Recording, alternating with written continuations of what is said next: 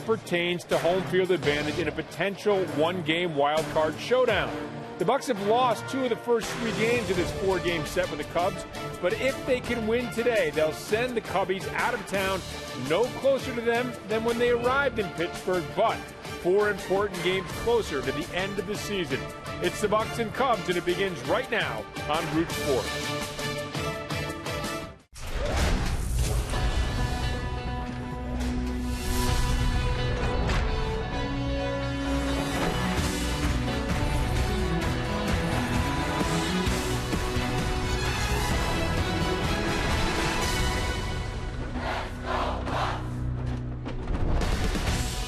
It is a perfect afternoon on the North Shore for a baseball game, and the Pirates fans hoping to raise it when this matinee is over as the Pirates take on the Chicago Cubs in the 4th game of this 4-game set.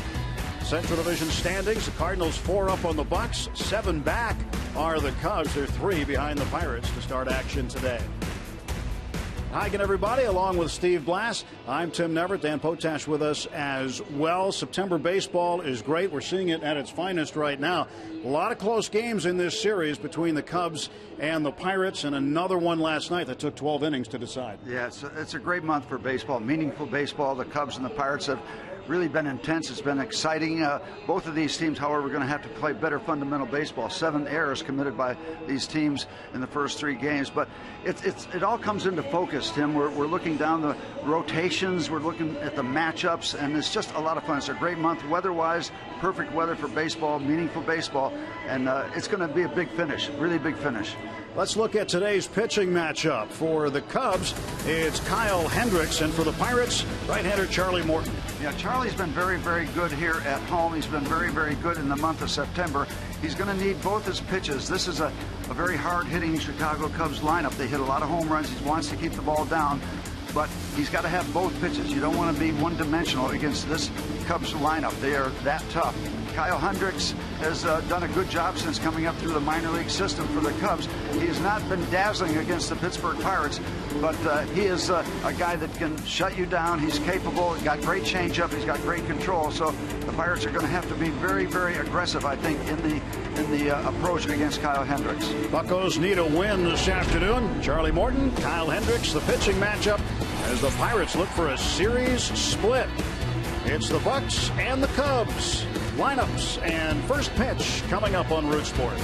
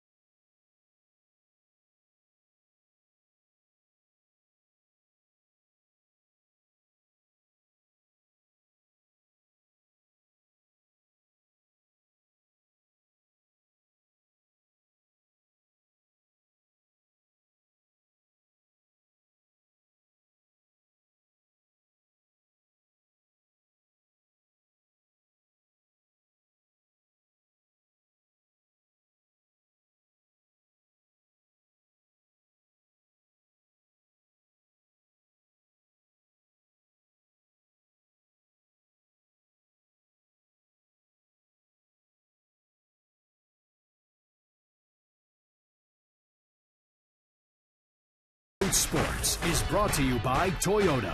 Toyota helps you get the most out of your drive. Just ask a friend who drives one. Toyota, let's go places. And by Barrel Automotive, we're driven to be better. Let's go Bucks.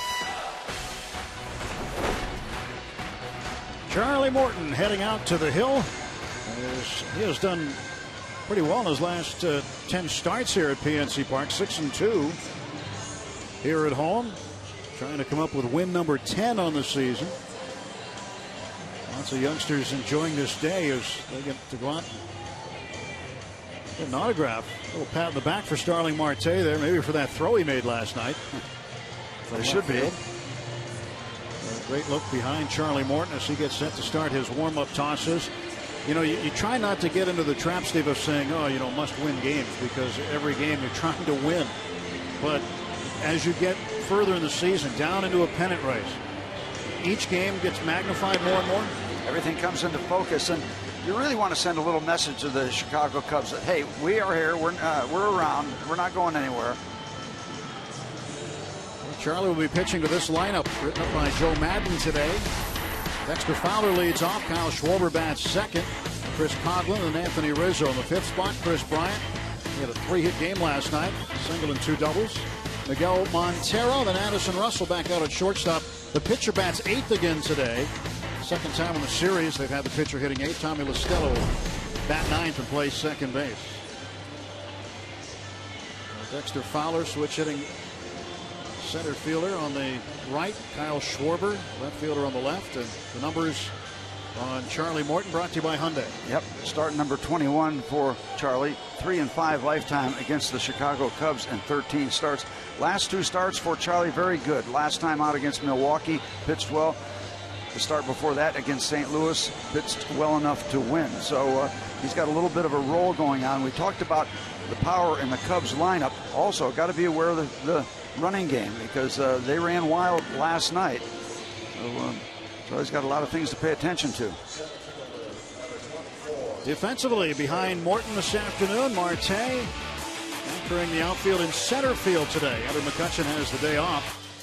Travis Snyder in left, Gregory Polanco in right, Harrison, Gunn, Walker, and Alvarez left to right around the infield, with Francisco Cervelli completing the battery. Cervelli back behind the plate, started last night's game. With the stylish shades on underneath the mask for Cervelli.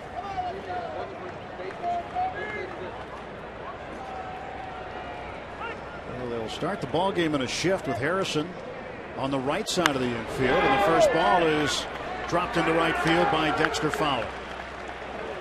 The very first pitch of the game hit to right, and the Cubs have a man aboard. So we are underway with this kind of start. It's not a bad location for the delivery from Charlie. A pretty good piece of hitting by Dexter Fowler. And Charlie going to be looking for those ground balls. A.J. Burnett last night, 5 1/3 tough innings. Just 2 earned runs given up, 7 strikeouts. He was working hard last night. Pitch out of the stretch for the majority of his outing, but pushed well through some situations. Schwarber takes a strike. Cubs left a lot of guys on last night. Well, because a lot of the Pirate pitchers got out of a lot of jams by getting huge outs. That ball game could have gotten away very, very quickly against AJ and the rest of the Pirate pitchers. Schwarber lines it past Walker into right field. That's back-to-back singles. Just a bullet off the bat of Schwarber. And now 2 on, nobody out for the Cubs.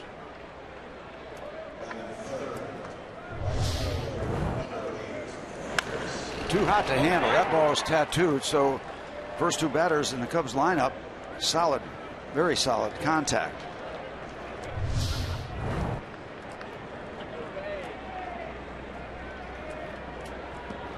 Usually you say too hot to handle at first base or third base because you're so close. That ball is so hard hit. Even Walker playing back a little bit.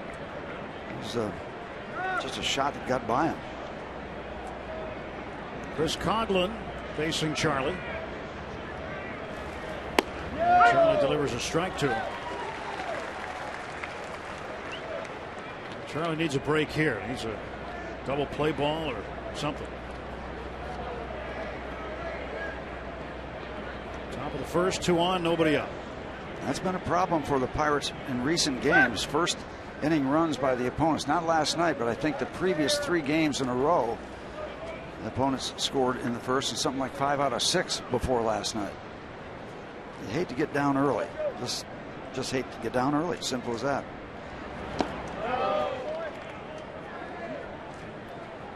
Charlie trying out the curveball. 1-1. Good sinking fastball for the strike. Curveball missing downstairs. You mentioned 3 of the last 4 games, aside from last night. And 4 of the last 5, the opposition has scored at least 1 run in the first.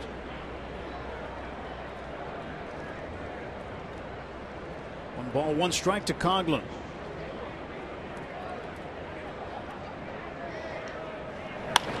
And there's a ground ball to Walker.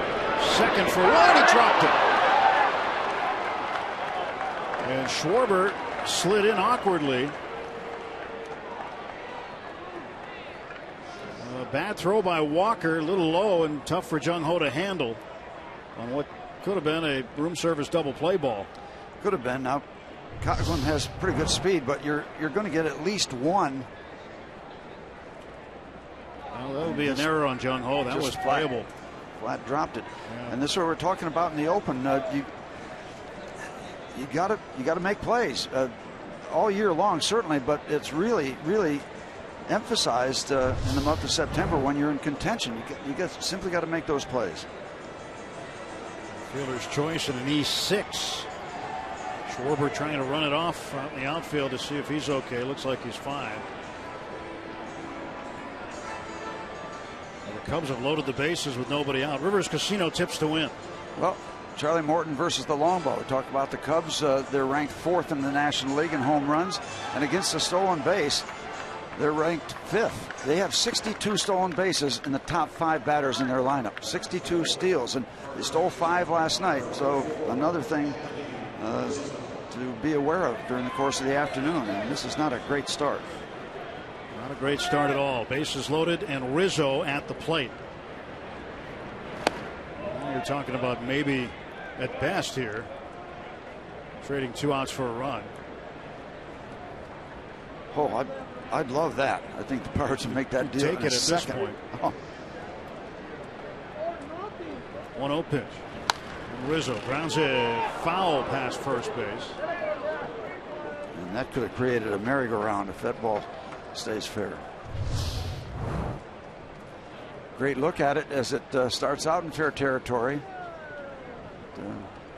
Fortunately, it hooks on the other side of the chalk. Sinker ball low. And you see Charlie throwing the ball low in the strike zone. Needs to stay there. There's a ground ball to second. And throw to first got him. Jung Ho is hurt. Play is still alive, but a takeout slide by Coghlan. He went after Jung Ho, and Jung Ho got rolled over. Looks like the left knee.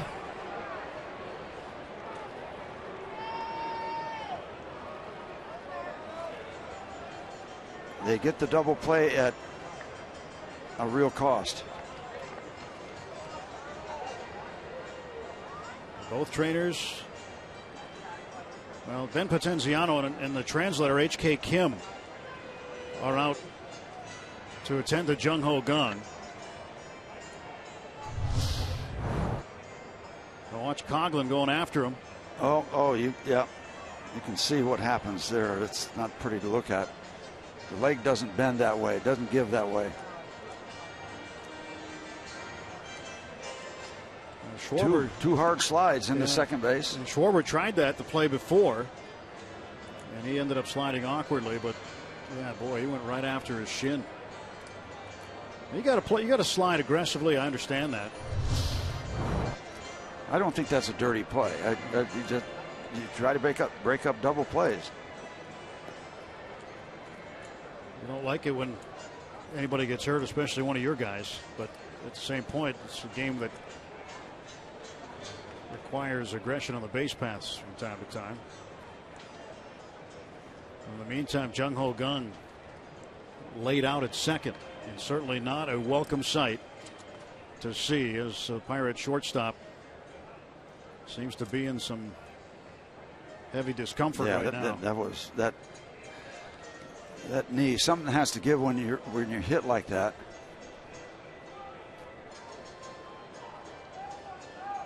Pirates lost Jordy Mercer to a similar play.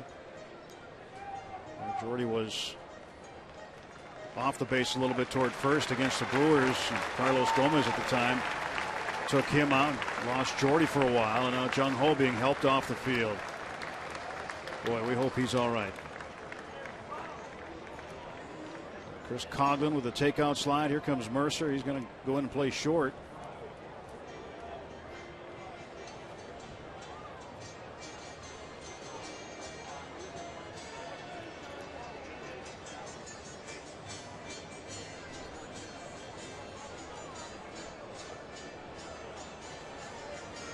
He's putting very little weight on it as they get him in where they can get a good look and assess the damage.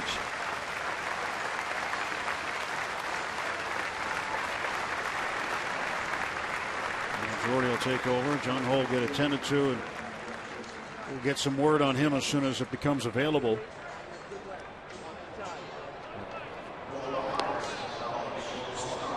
Chris Coghlan with a takeout slide. Took Jung Ho out.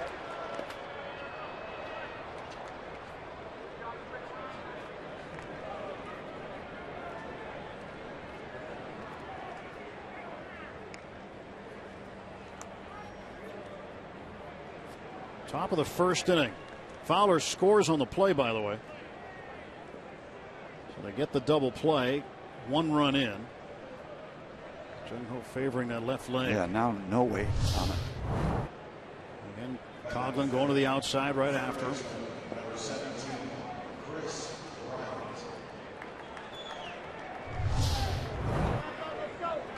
The throw from second took a little longer to get there because Walker had to go to his left. Mercer takes over in the top of the first inning. 2 outs. Schwarber the runner at third, and the batter is Chris Bryant. Pitch outside. Ball 1. You see the infielder get out of the way. They take that crow hop, but Jung Ho just didn't have time.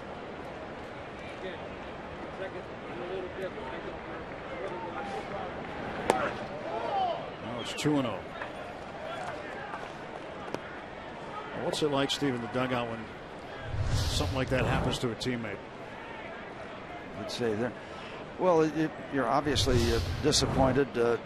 You never like the look of it, and some people react with a thought of intent that he was trying to hurt him. He's trying to break up a double play, but he's your guy, like you say, and you don't like it.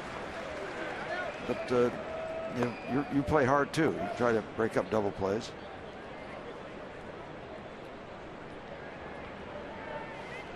Jung Ho Kang, very, very important part of this baseball team.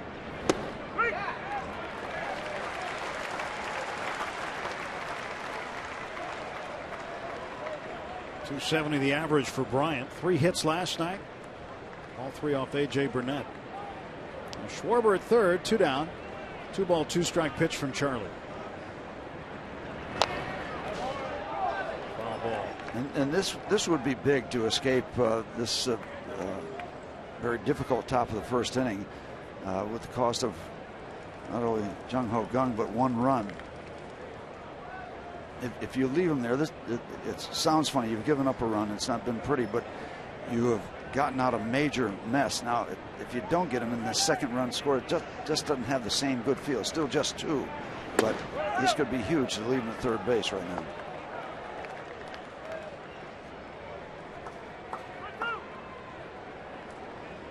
Full count pitch. Schwarber at third base.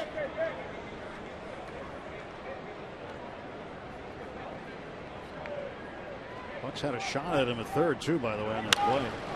This ball is gapped to right center, but after it, Polanco. He make the catch. A 1 run comes in.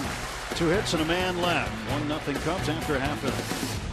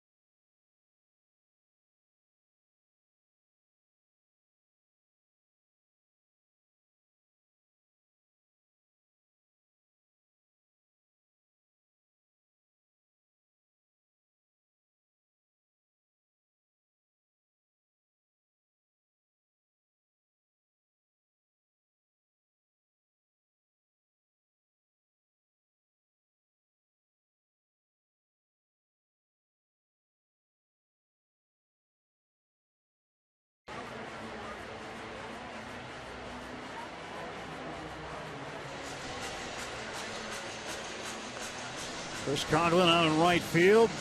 Takeout slide, knocking Jung-Ho Kang out of the ball game. Kyle Schwarber went around third, Steve. The Pirates actually had a shot at him. Pedro elected not to throw as Schwarber went halfway down the baseline. See, there he goes, thinking he might be able to sneak into home. And not guaranteed that you're going to get it, but it might have been worth a throw from Pedro as he gets the throw on the double play and then takes a look and decides that he's not going to throw it over there.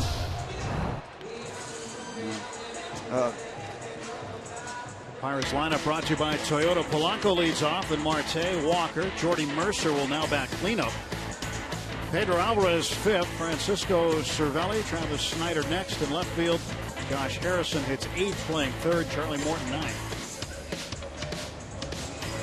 Cubs right-hander Kyle Hendricks takes the hill now for the first time this afternoon. Yep, 25-year-old right-hander, 6'3", 190, out of Newport Beach, California.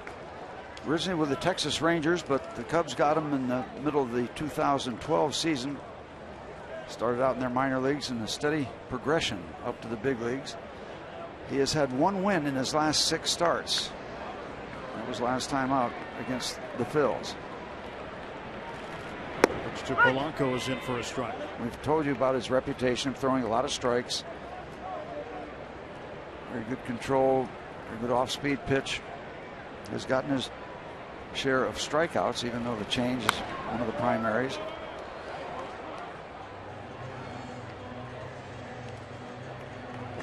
.256 for Gregory, 8 home runs. He drove in a run last night, drove in the tying run in the 8th inning. Also singled and scored the other Pirate run. He goes down looking. Well, Hendricks starts the game with a strikeout.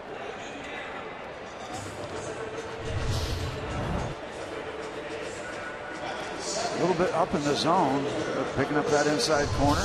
Gregory didn't think so, but Greg Gibson, home plate umpire, did. Polanco 0 for 1. Marte at the plate right now facing Hendricks. 16 in the 3rd innings against the Pirates this year. Hendricks has given up 10 runs. The Pirates have gotten to him in the past. He's 0-1 against the Pirates in 3 starts. .563 earned run average. Looks like he should have some opportunities then.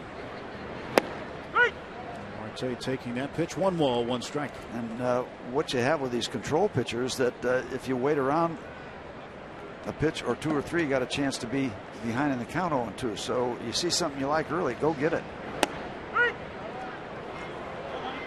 A strike in there by Hendricks. He's going to fill up the zone. That's his MO. That's how he operates. 1-2 to Starling Marte. Swung on and grounded is short. Madison Russell throws him out. 2 down.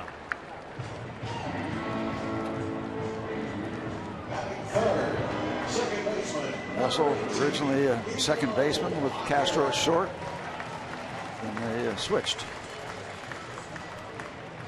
Jung Ho crossed out before he could even get to the plate. Mercer in. And Walker hitting third. Jordy out in the on-deck circle. You got McCutchen and Gung out of the lineup. Walker fouls it back. Neal takes a whack at the first pitch. Jordy had the same issue earlier in the season against the Brewers that Jung Ho's experiencing right now. You gotta wonder if that brings it back to his mind.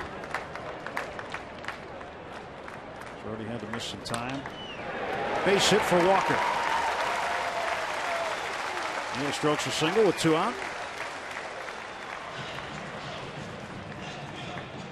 Tying run is aboard in the bottom of the first. I'm sure Jordy Mercer didn't roll out of bed this morning figuring he'd be batting cleanup.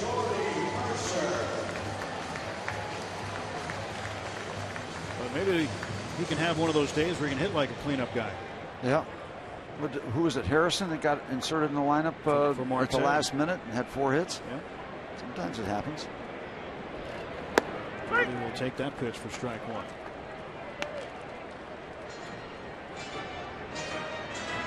He's a 500 hitter in his career as a cleanup guy, Steve. 2 for 4. I knew that was coming. With a double.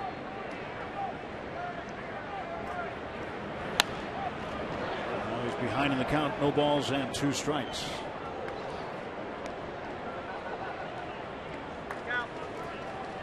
Yeah, sometimes you're just sitting there on the bench and all of a sudden something happens like that and tag, you're it. Get out there. That's why you do as much preparation pregame as you can, because that might happen. You never know. And getting serious, you want to be ready. You don't want to be completely cold. So prepare like you're playing. I heard that all last year from Josh Harrison. He started playing on a regular basis. I prepare like I'm going to play. Hendricks delivering 1-2. And Jordy's got himself a base hit. Past the diving second baseman LaStella. Stella gave it an effort. Yeah, had to hold up. He almost got to it.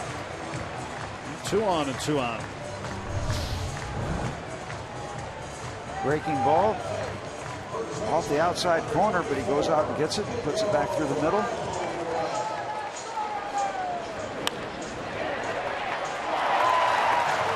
Sometimes the swing doesn't look all that great and you get that kind of result.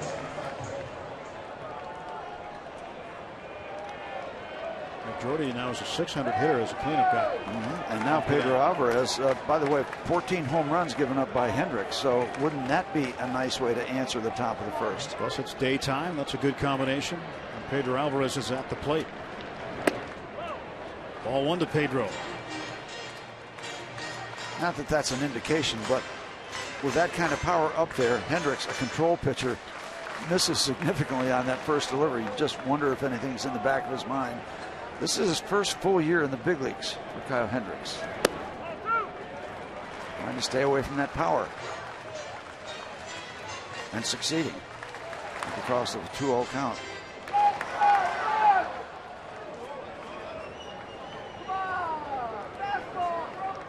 Two on, 2 out. 3-0.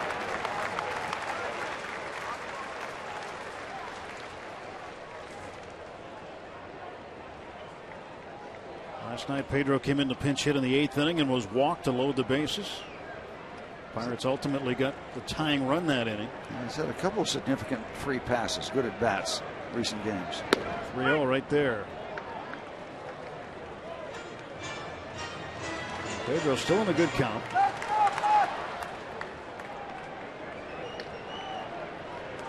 Leading the club with 23 home runs.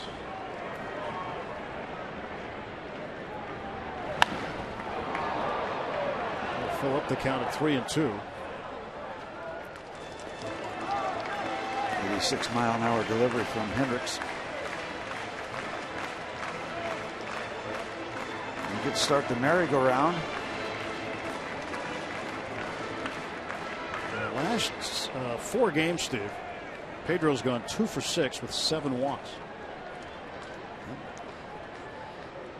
You take what they're giving you. 3-2. Strike 3 call. Pedro not very pleased. 1-0 Cubs after 1.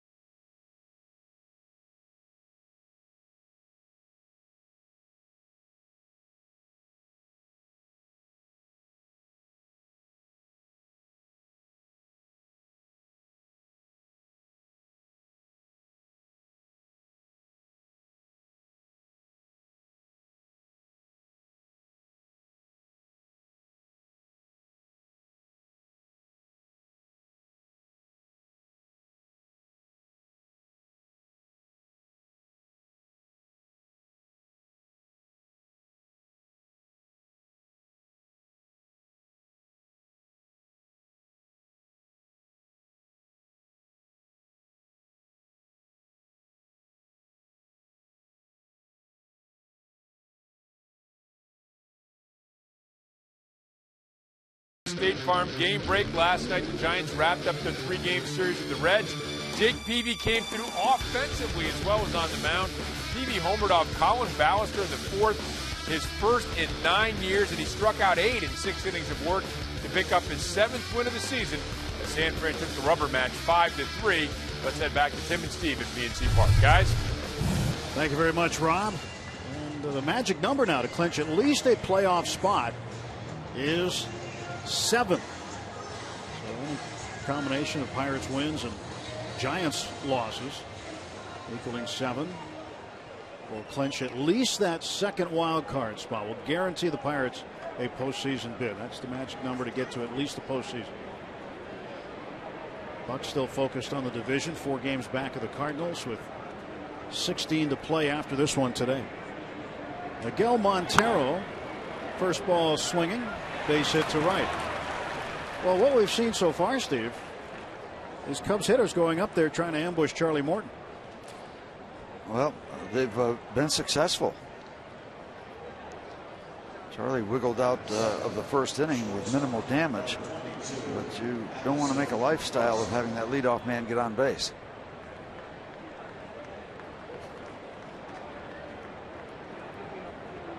Addison Russell batting 7th. 239 for him. Did not play last night.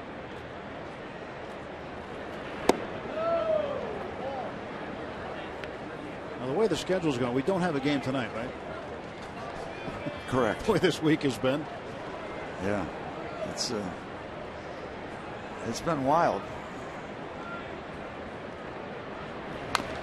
Russell fouls it off. 1 ball and 1 strike. Pirates, after this affair this afternoon, going out to L.A. and looking right down the barrel at a couple pretty decent pitchers. Saw Arrieta last night. We're going to see Mr. Greinke and Mr. Kershaw. In 3 out of 4 games, the Pirates will have faced pitchers with sub-2 ERAs, or about 2. Ground ball, that's past the diving third baseman Harrison into the left field corner, and then Montero's going to get waved home. And the Cubs will play another run. It's 2-0. Down into the corner, and then a little trouble for Travis Snyder picking that ball up. You see, the race is on after it gets by Josh Harrison. doesn't hit off the stands there, but it's down in the corner, and then Travis over and finding the handle, getting it back in, and it might have created the difference at home plate. I see third base coach watching that ball get away from Travis and putting the windmill up all the way around from first base. And that's a catcher running. And they need to cool him down and give him some oxygen. Yeah, he's coming toward third base, and Gary Jones says, "Come on," and he says, "Really? Really? You want me to keep going?" Hendricks trying to bunt, fouls it off. Down 2-0 early. Double number 26 for Russell, his 48th run batted in. And Montero got a bionic knee apparently. Running with a knee brace and scoring all the way from first base.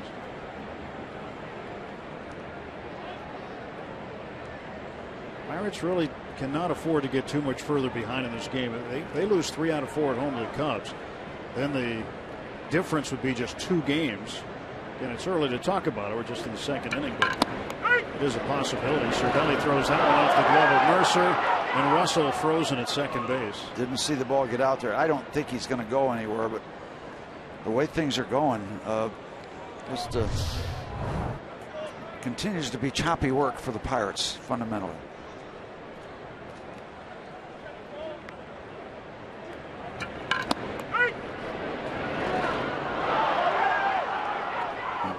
Russell finds it too late to go anywhere. 1-2 the count to Kyle Hendricks.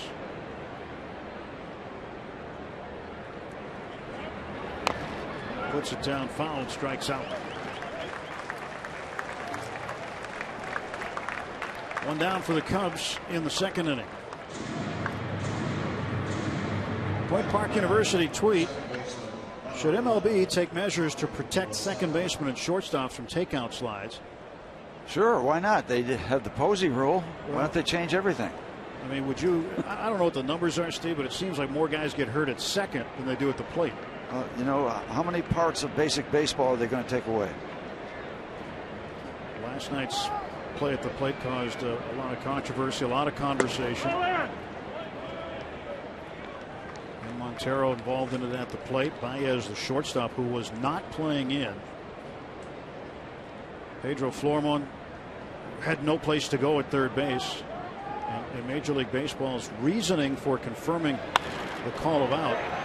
This one's into the corner. La Stella rumbling around first. Another run's going to come in. It's 3-0 Chicago. 2 doubles in the inning, 3 hits total. And Charlie's getting hit early. And these aren't boobs. Went deep, deep, deep into the Pirate bullpen last night. Clint Hurdle would like to get innings from Charlie, but if you don't want this game to get away, you can't wait much longer before you at least start to get somebody to loosen up. Comes up 3-0 early. Ray Searage will go out and visit with Charlie as La Stella has his second hit in as many games. Had a base hit in the 11th inning last night, tried to stretch it for 2 as he hit it down in the left field corner, but Starling Marte fired a bullet to second base and got La Stella by a lot. And to add to the problems, La Stella not stopping at first base into second, so the double play not in order as the Pirates look for a second out here in the second inning.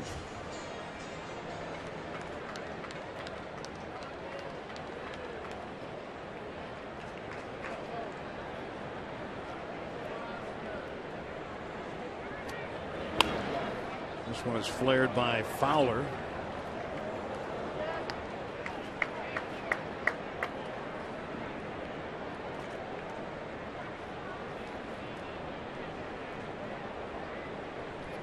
Five Cub hits as we play in the second inning.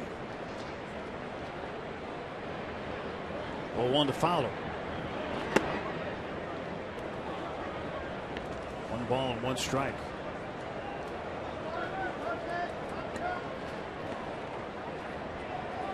Fowler with a base hit and a run scored in the first. Runner at second base, 1 out. Charlie's 1-1 pitch. In for a strike called, 1-2. Curveball and play there. Charlie needs to get it together.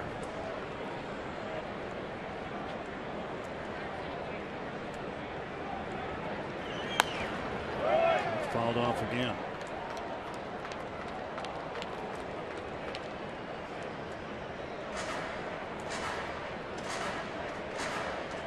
One and two now. Fowler. Charlie tries to get him out. 2 runs in on 3 hits, a pair of doubles.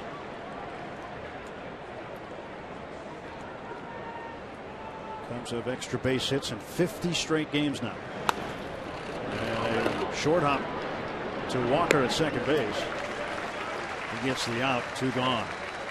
Allegheny Health Network injury update on Jung Ho Gun. First inning. Coghlan takes him out on a double play ball. That knee bent in a scary way. He went down, was taken out immediately.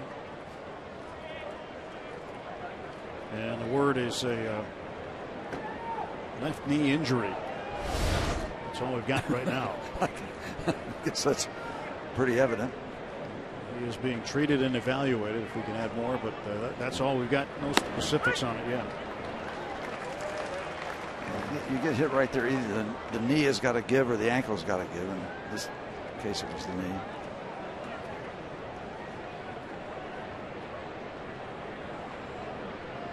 A 1 pitch. Schwarber pops it up.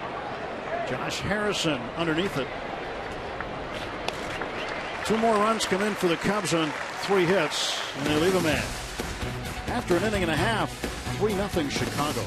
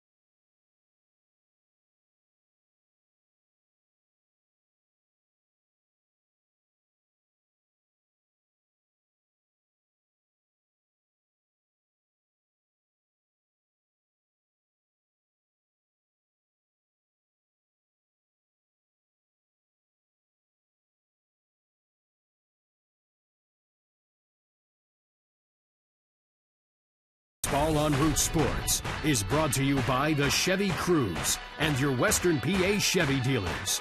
And by Day Automotive. We're going to make your day. Let's go, Bucks! Still a little bit of summer left on the Allegheny River. Pirates hope to get the bats going now at the bottom of the 2nd inning. Down 3-0. And Kyle Hendricks and the Cubs. Cervelli takes a strike. Well, an opportunity for the Pirates in the bottom of the 1st. I can't imagine nothing against Kyle Hendricks, but the Pirates are going to score. And so this game is not over by any means.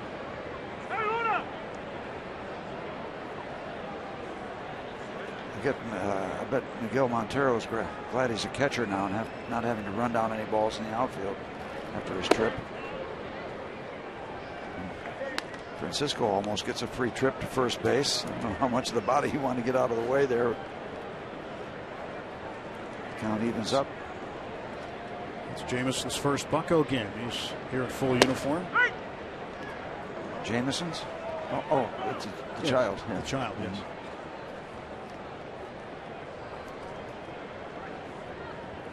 I have a feeling the other kind of Jameson's made no. I was a number referring of Bucko appearances.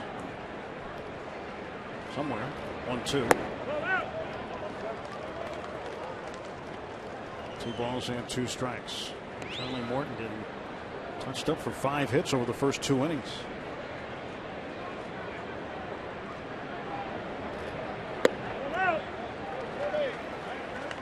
Cervelli works a full count.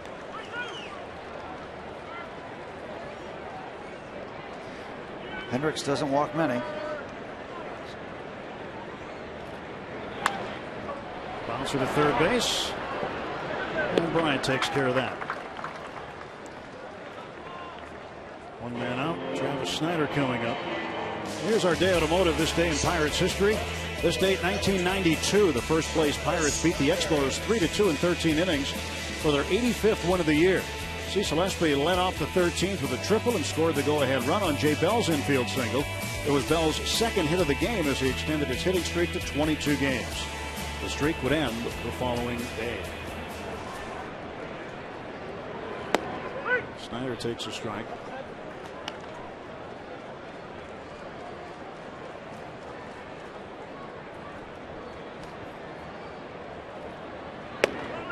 One ball, 1 strike to Travis, making his 4th start since rejoining the Bucks. No McCutchen today. Pirates giving him a day off. Snyder hammers one to center field. Way back and gone into the shrubbery. A home run for Snyder. It's 3-1. There we go. On the board.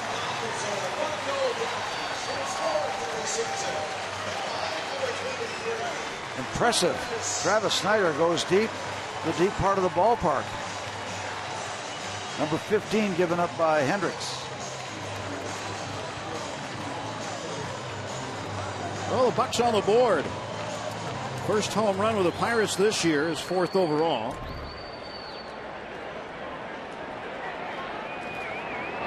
Josh Harrison takes ball 1. Ball sitting right there. The beautifully carved out shrubs. Yep, tough lie. Yeah. Oh, yeah. Baseball. Good luck getting it out of there.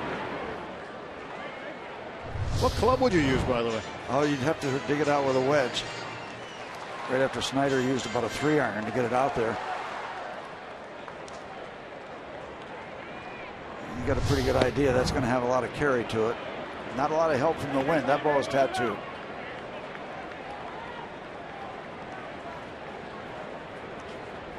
That clears the air a little bit from this rough start.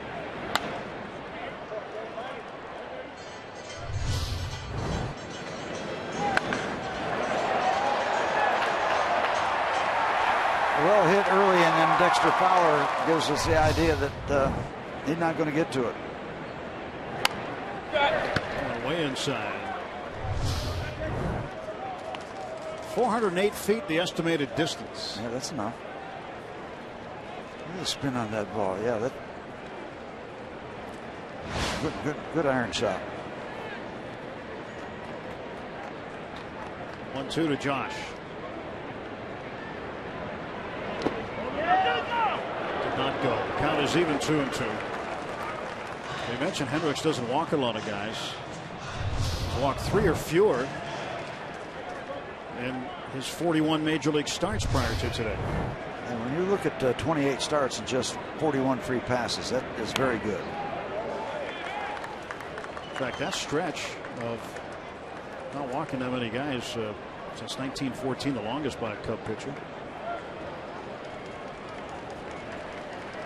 Pitch number 8 to Josh Harrison. We'll get a 9th. We talked about Hendricks coming up through their system after they got him from Texas. Split the year last year, AAA, tore it up there, and then came up and went 7-2. And they certainly liked their acquisition. One of the things they did like was the control, obviously. Montero hangs on to this foul tip, and Harrison strikes out. number 3.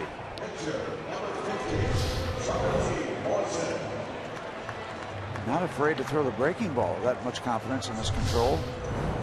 Full count delivery.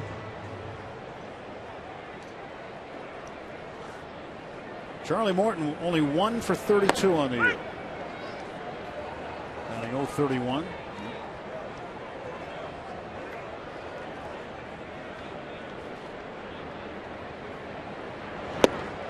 Strike 2 to him quickly.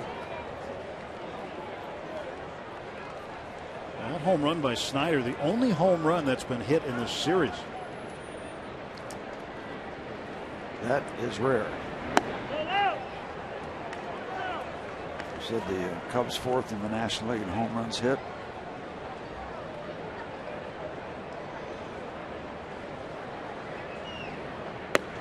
Strike 3 to Charlie. Pirates get a run on the home run by Travis Snyder. If you can find it, you can keep it.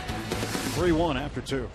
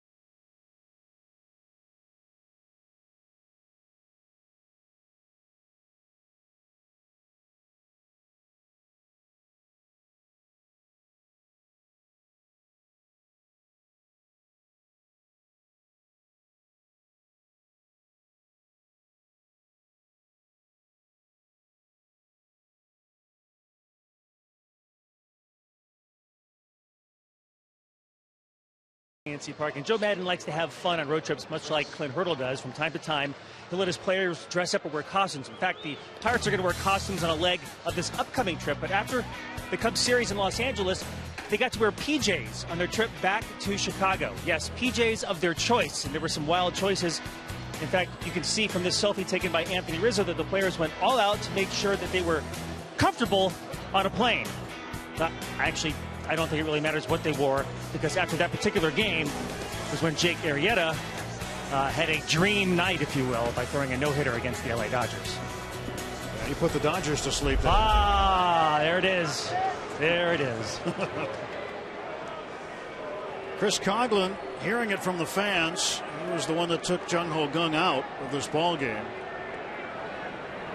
He leads off in the 3rd, takes a strike.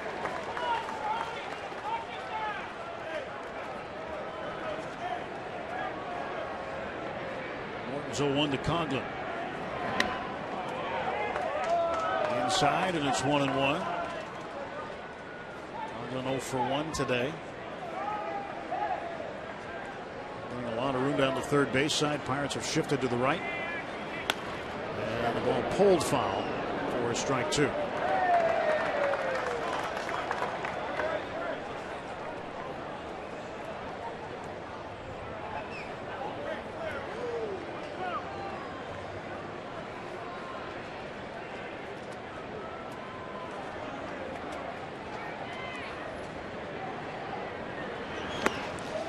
You know, one of the issues in a play like that at second base, when you really get in trouble, is when your foot is planted. That's when there's not much give.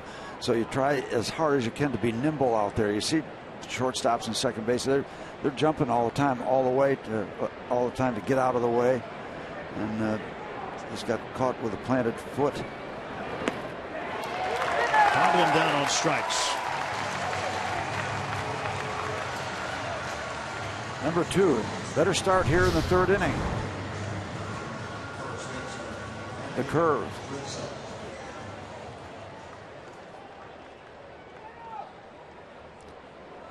That's what they call spiking the curve. Throwing it down in the dirt. The location of that too. He started it outside.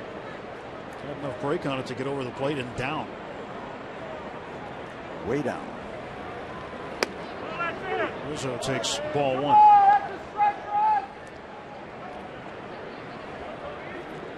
Pirates have been trying to pound Rizzo inside. It's hard to throw inside and get a strike because he's so far over top of the plate. They want in there again. And he just does not give any ground on those inside deliveries. Has he been hit 27, 28 times? Like that. So that doesn't bother him when people come inside. 27 times he's been plunked. And what that does, it makes it difficult for Charlie because he's wanting to throw that sinker that starts in the middle of the plate and just sinks down to the outside corner. But Rizzo is out there because he's so far up on the plate. He takes first base. Charlie issues the walk to Rizzo. The next University night for Pitt fans, Wednesday, September 30th against the Cardinals. By purchasing tickets online, you can join fellow fans and alumni of your university for a night at PNC Park, and you'll receive a Pirates cap in your university colors. Tickets start at just $19 to receive your hat. Purchase tickets at pirates.com/pit. It's coming up Wednesday, September 30th. 1 out, Bryant the batter. Throw first, Rizzo back. Don't be surprised to see Rizzo take off. No. 16 steals, and they ran wild last night. 5 stolen bases, a number of them uncontested. And Hurdle saying that they are still trying to find ways to improve controlling the running game. Bryant lifts it to left field. Snyder over. He dives. He won't get it. Rizzo rounds second. On his way to third. And Bryant in with a double.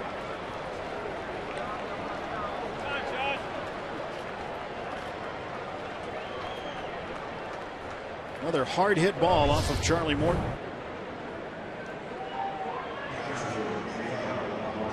Just out of the reach of Travis Snyder. Stepped on his sunglasses there. Ball might have had a little hook on it. Oh yeah, it did. Running away from him.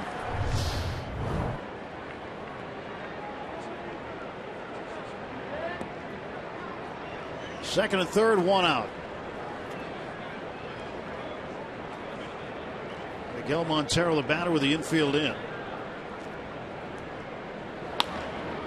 This one's up in the air to center field. Rizzo will tag. Over in left center. Marte takes it. He won't go anywhere. And a strike.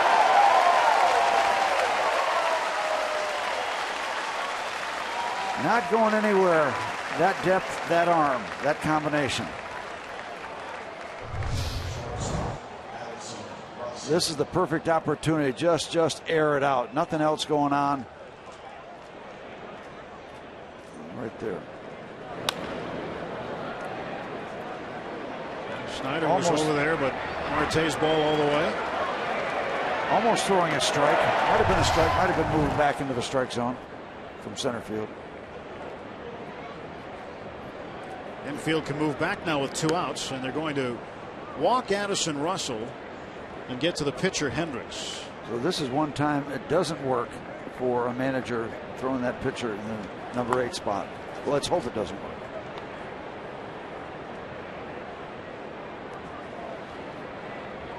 This is kind of like a situation we saw last night with AJ getting out of these kind of scrambles. Umpire pitchers that followed. Charlie got a chance of wiggling out of another mess. Well, the bases are now full. Barrel Automotive League leaders stat has to do with outfield assists, and Starling Marte leads the National League with 13, and there is Gregory Polanco tied for second with Inciarte, Kemp, and Bruce. There's only a few things in life you can be sure of, and we've all heard about that, but you're going to be sure of Marte getting more assists before the end of the year. Strike to Hendricks. Well, the 13 is the most since Jason Bay had 13 in 2007.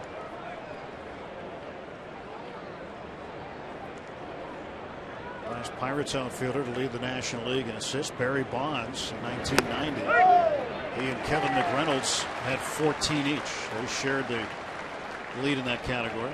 I guess I shouldn't be so sure, because when you establish a reputation for having an arm like that, they stop running on you. So hard to rack up a lot of extras. Swing and a miss. Strike three. Cubs leave him loaded. Nothing across. 2 strikeouts for Charlie Morton. Top of the order up when we return.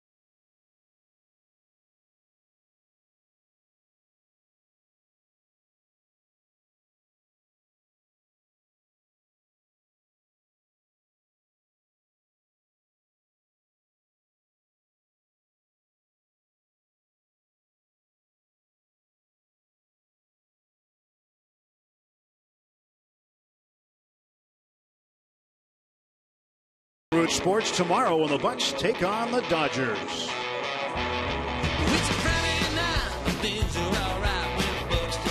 Get a dose of the local music scene as we highlight bands from around the bird throughout our entire Pirates broadcast. So turn up the volume and check it out tomorrow, starting at 9:30 on Root Sports. Staying up late with us on the West Coast. UPMC scoreboard: Cubs 3, Pirates 1, bottom of the 3rd inning.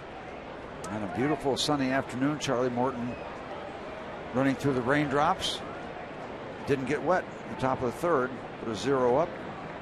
Second time through the order for the Pirates. Polanco struck out looking in the 1st.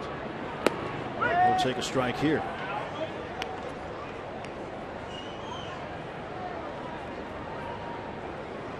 View from the on-deck circle.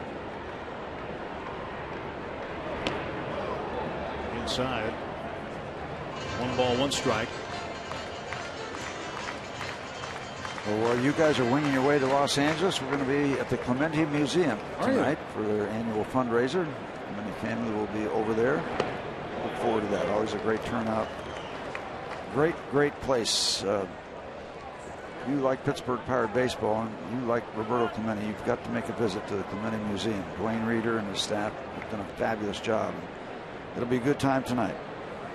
Over in the Strip District? Yep, down Penn Avenue. 2-1 to Polanco. Engine house number 25. Number 21 out there. This one hit well to center field. Back goes Fowler. This ball's gone. A home run for Polanco. Dead center field and into the shrubbery. That was a 3-iron shot. He went down and got that and just blistered it. That was a true riser. He caught the bottom half of the ball and just rode it out there.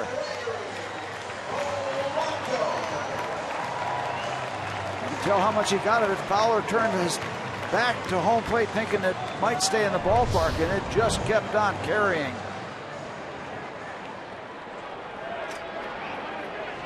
Went out and got it. Yep. Now a 1-run ball game at 3-2. And that ball, Marte said it hit him on the hand, but that's called a foul ball.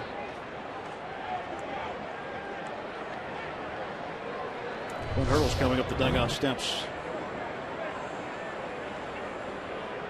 Did it hit the knob of the bat or did it hit Marte's hand? That's the question. Apparently the knob of the bat. He's going back down in the dugout. Okay. So it is the knob of the bat and the foul ball, strike one. Got a little back-to-back action. We haven't seen that in a while. 2 impressive home runs to center field. Second shrub shot of the day. Well, that's full extension, as you say. Went out and got it. Didn't pull around the right field. Just went out there and got it. That did not take long to get out of here. 1-2 to Marte. Starling grounded out to Russell at shortstop first time up. Gregory's got to be feeling good about that. Leads the inning off with a homer. Number 9. And a one hopper down to Bryant. Top third baseman throws out Marte. Starling 0 for 2. One gone. This will bring up Neil Walker. You've got almost a little bit of a feel that this is a Wrigley Field type of a ball game starting out. A lot of action. Could have one of those barn burners where everybody gets involved offensively.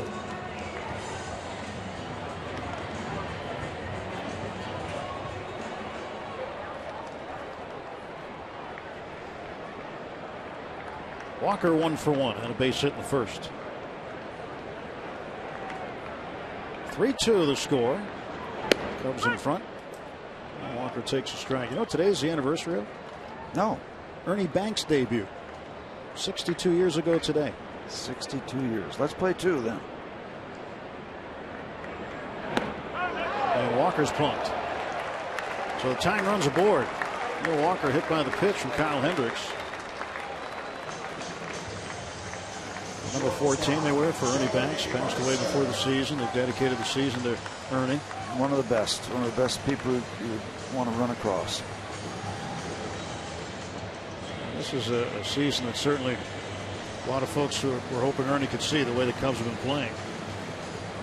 Now, you get down to first base, and I know it was a rare occasion, Steve, but when you get down to first base, did he really say, hey, let's play 2? Good day for a game? No, a lot of times that was in the first inning when he'd go out there to play first base. Just you're so close in the dugout. He would holler good day to play 2, and Jim Bunning, who was very, very businesslike, would holler back at him. They'd have a good exchange. Ernie was smiling all during the exchange. I don't know how much Jim was. Both Hall of Famers. Dugout at Wrigley is very close to first base. If you're sitting in the box seats, you're very close to first base, though. 0-1 to Jordy Mercer. Mercer 1 for 1. Inserted into the lineup in the top of the first inning after Jung Ho Kang was taken out at second base by Chris Coghlan. The pitch. And Mercer lines one to right center. Walker's turning second, heading to third. And Mercer caught in a rundown. Now Walker is going to stay near third base as Jordy's out. Well, Jordy a little too aggressive, a lot too aggressive around first base. And the Pirates making out on the base paths. 2 gone. Just ready to give accolades about being plugged into the lineup after the gun injury, going 2 for 2. That's the good news. The good news also is that ball's cut off at the shortstop position. But here comes Jordy, and he's caught. Just a matter of time now.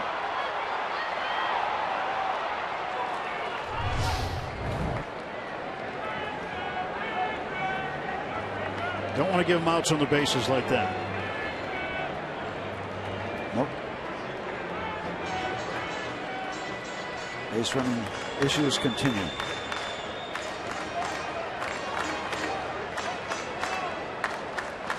Pedro Alvarez at the plate, 2 down, infield back and adjusted over to the right for him. Walker, the tying run at third. And Pedro hammers one high in the air to right. Back goes Coghlan to the wall. It is gone! El Toro strikes again, and the Pirates lead it 4-3. Wow! Tater time in Pittsburgh.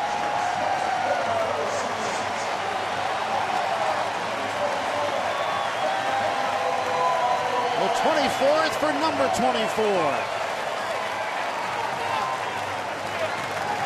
2-run shot for Alvarez.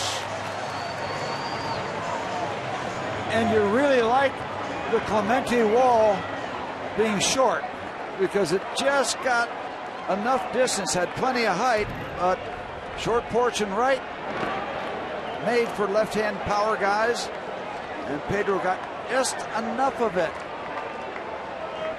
But doesn't matter, you don't have to get a lot of it just as long as you get it. Now a different buzz around this ballpark as the Pirates are up by a run. First lead of the day. Here's the pitch, breaking ball, down and in, up and out. 2-0 to Cervelli. Strike called, 2 balls, 1 strike.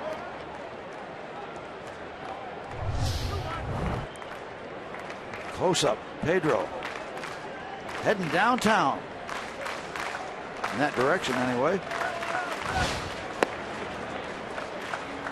Ball 3 to Cervelli.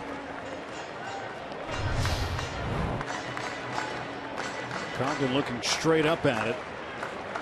Oh, okay, had a little, well, not a lot of wiggle room, but down the hallway.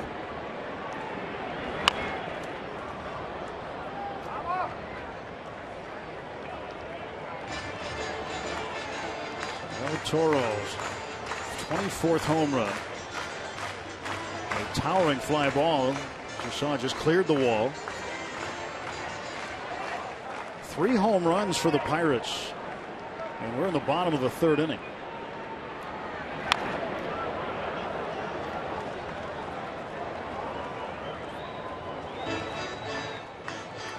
Three balls, 2 strikes to Cervelli.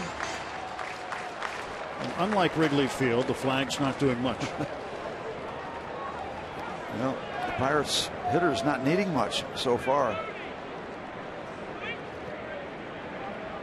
Payoff pitch. We'll get another. Clayton Richard now warming up. He was with the Pirates in spring training and in AAA for a while. Joe Madden not waiting around, bottom of the 3rd. Charlie Morton trying to reboot. Cervelli down on strikes. Pirates strike for 3. 2 home runs. Gregory Polanco with a line drive smash into the bushes. And with Walker at third base, Pedro Alvarez goes for 2.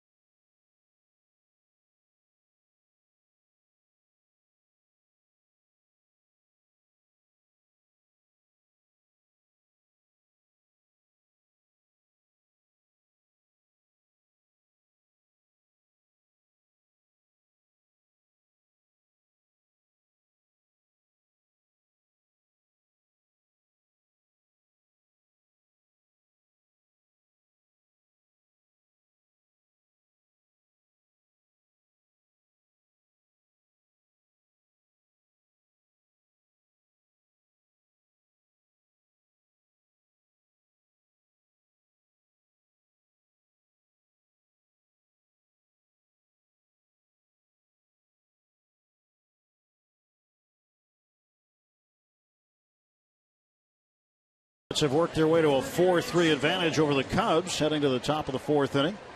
Alvarez, Snyder, and Polanco. Polanco and Alvarez in the last inning. Get on board with Pirates baseball for next year. The Pirates are now accepting deposits for full and partial season ticket memberships. Get access to exclusive events, the best locations and savings, and customizable memberships too. Plus, 2016 season deposits receive 2015 postseason access. Call 1-800-BUY-BUCKS to speak to a representative right now.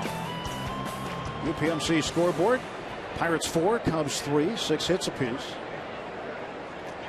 Wouldn't you love to have Charlie throw up a 0 right here in the top of the 4th, just to settle things down from his standpoint? Facing the second baseman, Tommy La Stella. La Stella doubled in a run in the 2nd inning. Now you're going to L.A. You don't want to say Tommy Lasorda. No. We'll see Tommy. He's always there. Will you ever? He's always at Dodger Stadium. 1-0. Comes up high. 2 balls and no strikes.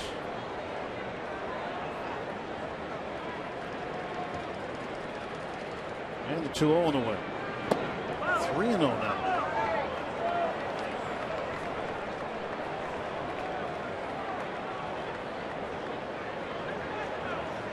Charlie falling behind La Stella. Back in the count. Well, we said early when the Cubs jumped out in front quickly with 3 runs that the Pirates going to have their opportunities. Now the count full.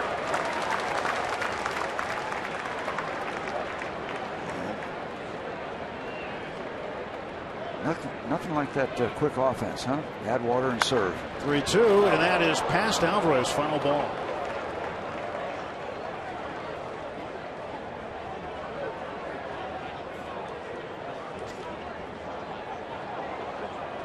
Still 3-2 to La Stella.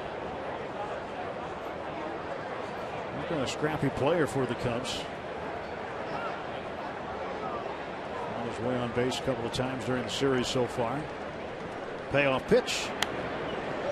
We'll get another.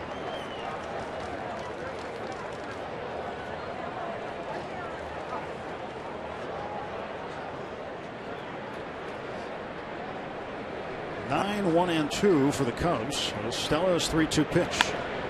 Lifted in the air to right. Polanco calling. 1 out. 1 gone in the Cubs half of the 4th. We want to see your strongest fan photo. Use the hashtag #PittDataStrongFan. You just might see yourself in an upcoming broadcast. It's brought to you by T-Mobile. Show a photo later today. Warm, sunny day at PNC Park. That's the way September is supposed to be, these kind of days. Fowler pops this one foul. Long run for Jordy Mercer, but that'll make the seats. Now, these are great days. Midweek Thursday, day game, early. Have lunch at the ballpark. People having a business meeting or whatever, business person special today, but a lot of folks just flat out playing hooky. Whether it's from school or work, or maybe they got vacation or a day off.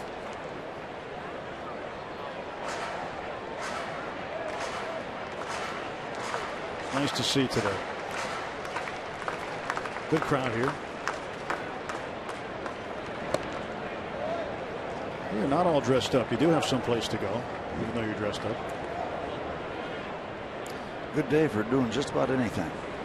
Happy to have folks here at the ballpark. 2-2 to Fowler. Fowler singled and scored in the first, grounded out to second in the second.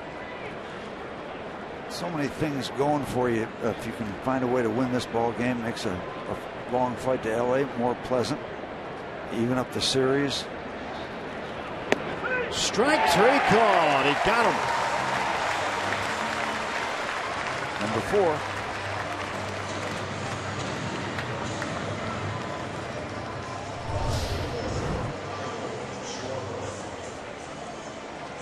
Yeah, maybe got a call. That's all right. We'll take it. The other thing is, if you could spread this thing out and give yourself a laugher, because there's been a lot of tension these 3 games. I mean, it hold your breath moments all during the series. Schwarber swinging for the Allegheny, strike 1. Yeah, but very important to win this game today with 3 games remaining head-to-head against the Cubs at their place. At the end of a road trip, a western swing, LA, Colorado for 4, and then 3 in Chicago. We talked about each game gets magnified day by day now. Strike to Schwarber. The meaning of it gets magnified. Right, and you basically chopped off 4 games of the schedule. If you win this game, this series, you go 2-2. 1-2 down on strikes goes Kyle Schwarber. A 1-2-3-4. The Pirates get the lead for Charlie Morton, and he hangs a 0. He's now struck out 5.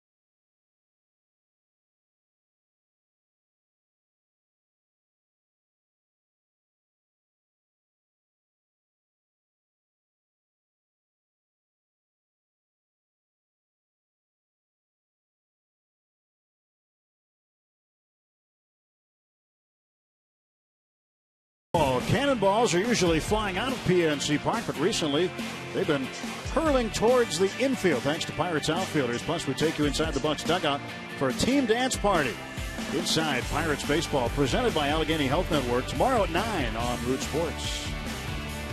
Choreographed by Steve Blass. Yep. You taught him that, didn't you? I did. I wrote the whole script and scenario, dance steps.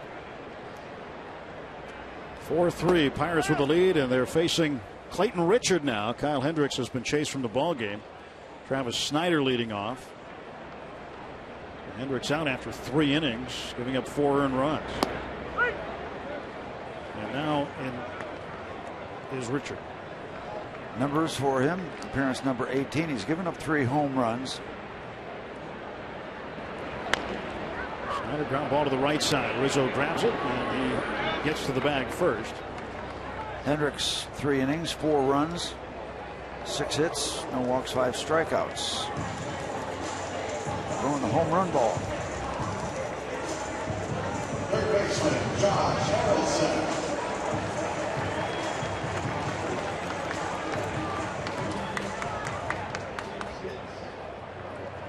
Clayton Richard thought he'd be pitching in the big leagues with the Pirates this year. Did not happen.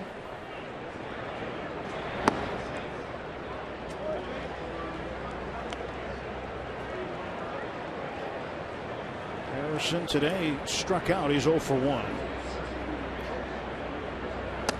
Pitch inside. Clayton Richard out of the University of Michigan. Drafted by the White Sox in 2005 after leaving the Wolverines. He was an 8th rounder. That ball right back to him. Underhand toss to first. 2 men out. Yep, the line that you just saw now indicates that he has worked 36 innings, 40 hits given up. And Richard was a two-sport athlete. He was a football player and a quarterback, just like Joe Madden was in college. And he was a two-sport athlete at a pretty high level, playing quarterback and baseball.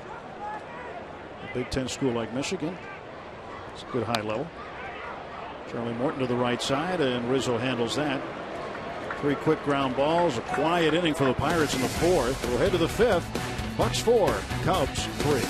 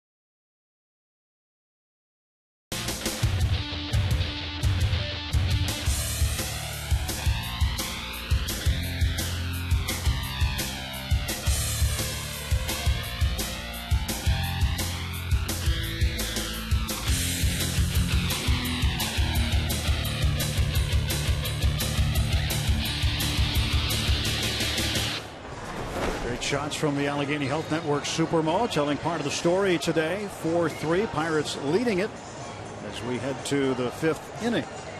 Keep up with the pennant races and true HD quality on MLB.TV Premium, the #1 live streaming sports service. And college students enjoy a back-to-school offer with 35% off discount.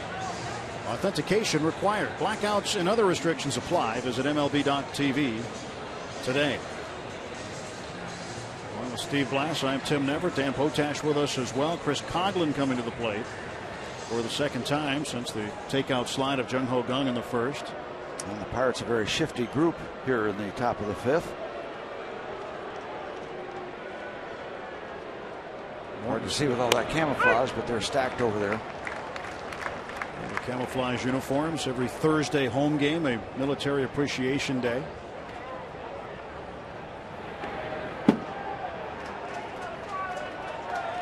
Charlie came close.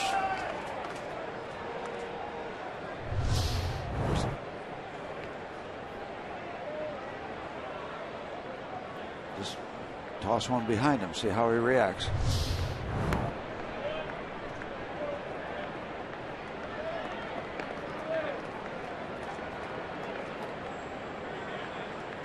Two balls and a strike to Coghlan.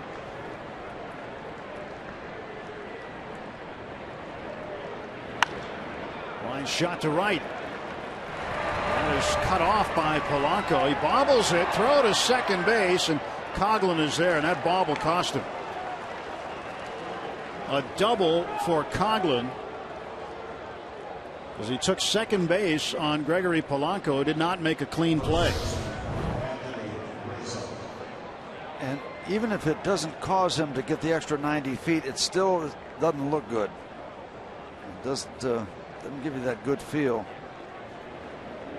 Maybe he's got a double all the way, maybe not. Maybe he holds him at first base.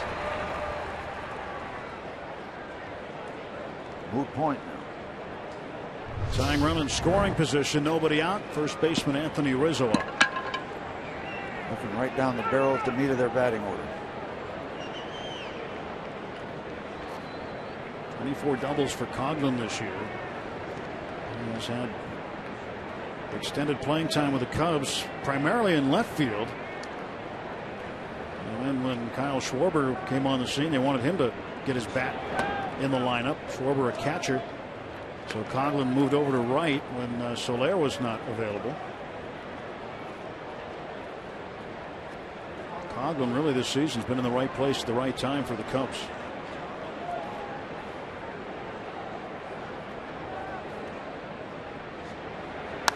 Rizzo clubs one to right. And the Cubs have retaken the lead on a 2-run home run for Rizzo. His 30th of the season. This has officially become a Wrigley Field game.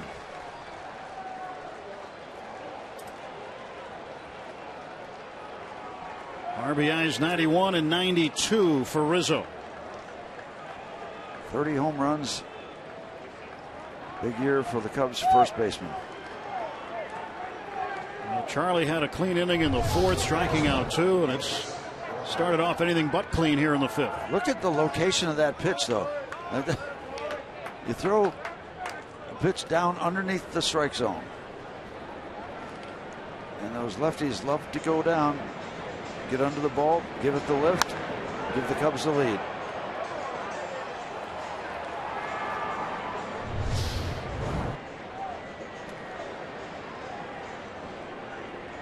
Not a single home run hit in this series until today. Now 4 of them through 4 innings plus 2 batters.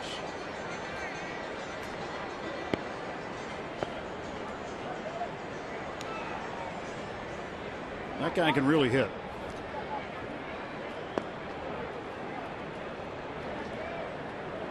That was impressive. This guy. That was impressive. Bryant takes a strike. Joe Blanton now warming up for the Pirates. Instant action. Bucks down 5-4 now.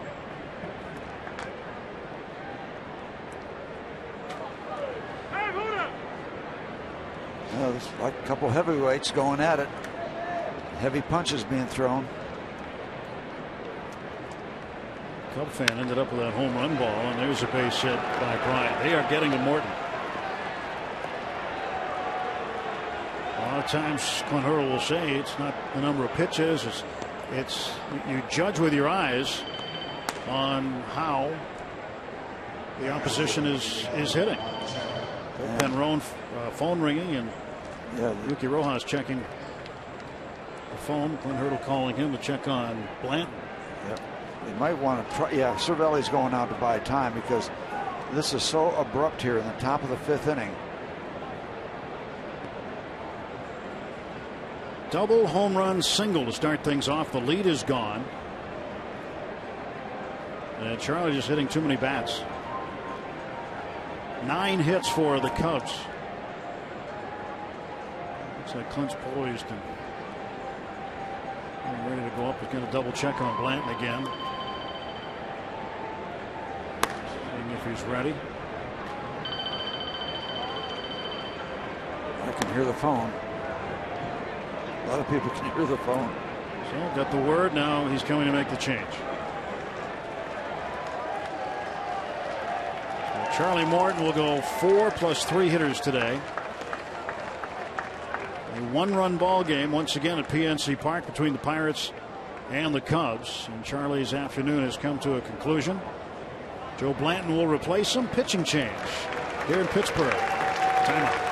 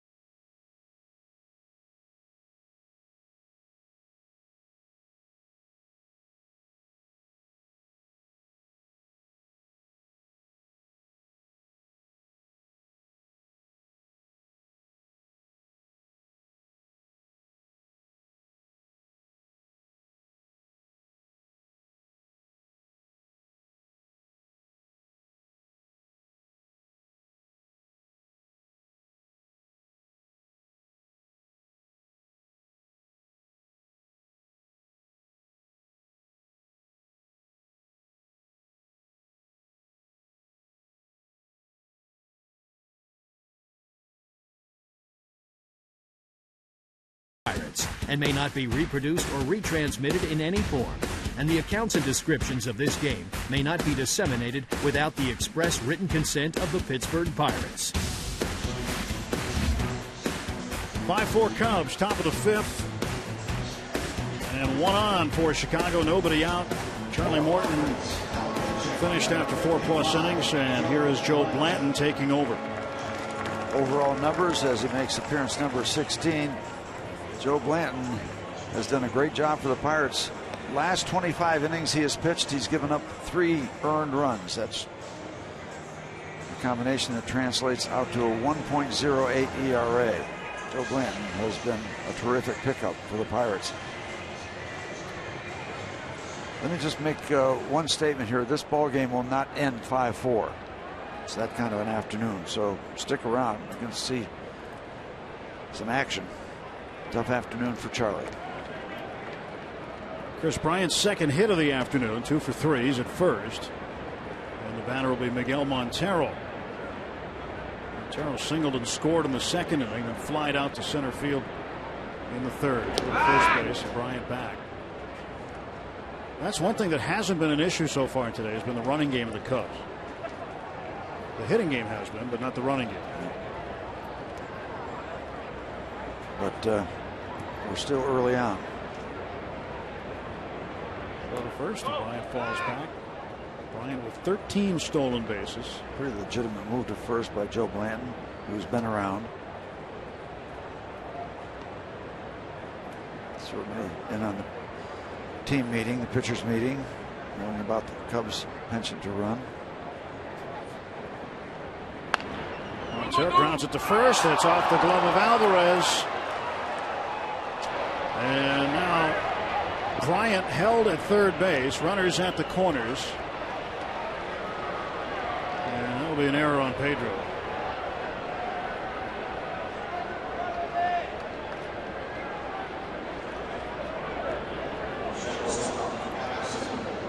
And a chance to get an out right here, and it doesn't happen.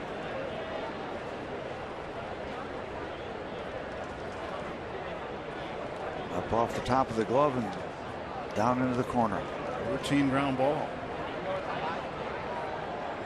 And again, it's Montero running, so you automatically think about the possibilities of a double play. Not to be. Nobody out, runners at the corners, and the Cubs with a chance to add on. Addison Russell, who doubled in a run in the second inning and was intentionally walked in the third. Swings and misses.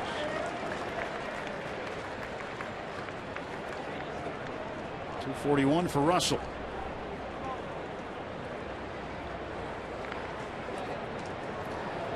Well, once again, you'll make the deal for a ground ball double play, give up the run, because there's going to be scoring today.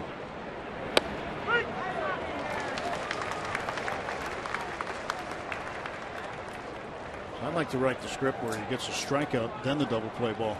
We've talked about that in the past. I like your thought better than mine. I was thinking double play and then working from there. Well, the 2-for-1 trade-off, I understand.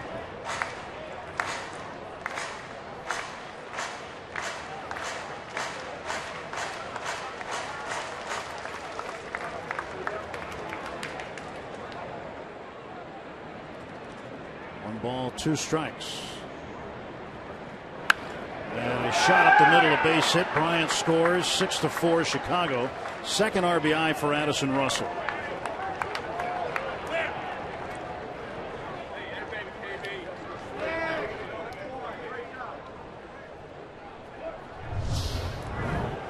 Three runs into the inning for Chicago. And the door is open.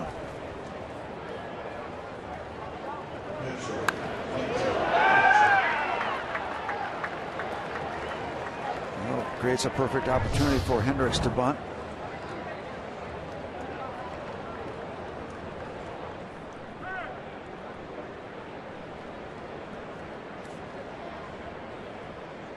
Excuse me, for Hendricks is gone. Forgot about that for the moment. Clayton Richard. He's 1 for 12 this year. No sacrifices yet. Pedro creeping in from first, and a strike is delivered.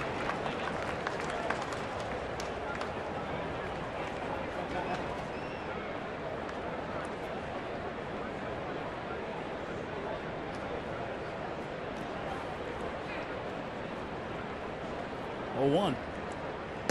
It gets away from Cervelli. What's next? The wheel is wobbling here this afternoon. And that just does the job for the Cubs. Montero to third, Russell to second. Should be a pass ball.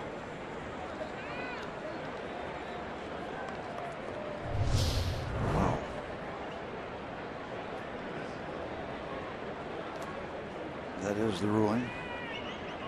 Infield comes in, still nobody out. And Clayton Richard lines one to the gap in left center, and it's going to roll to the notch. 2 runs will score. Richard in with a 2-run double. And an artery's been cut here at PNC Park. And then the Pirates are hearing about it.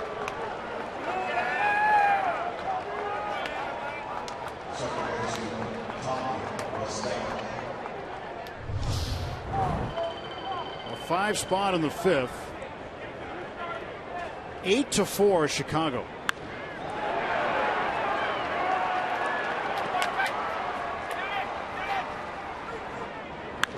And I know how this kind of thing works in the Cubs dugout. They're all hollering out to him, yeah, Pirates didn't want you. I mean, that's the way this kind of stuff goes. I think most teammates, players would feel that way themselves too. Yeah.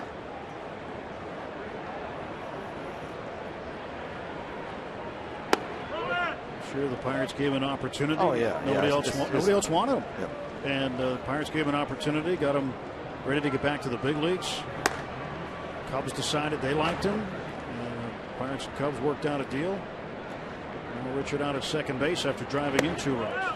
I remember being in a dugout as a player, and we'd get a player from another team that would do some damage to his previous team. Yeah, that'll teach him. I mean, that's just the way the byplay goes back and forth.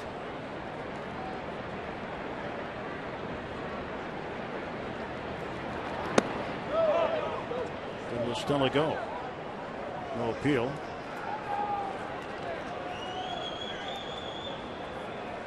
Three and 1.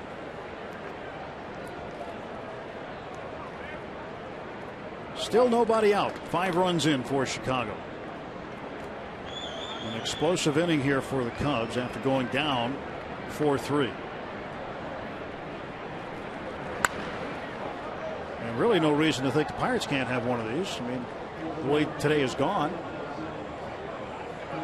A lot of time left to try to chip away. Yeah!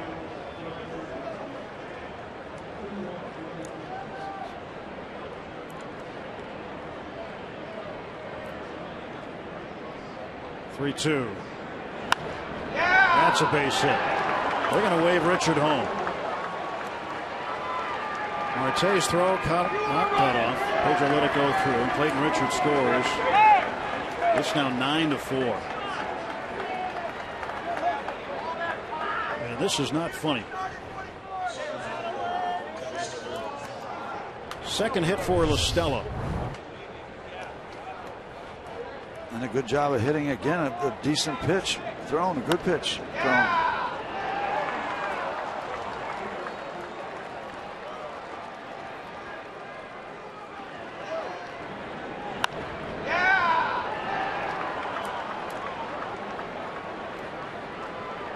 Joe Blanton will get relieved of duty after Richard comes in to score. Blanton did not retire a batter. He faced 4, gave up 3 hits, had 1 reach on an error. 3 runs so far charged to him.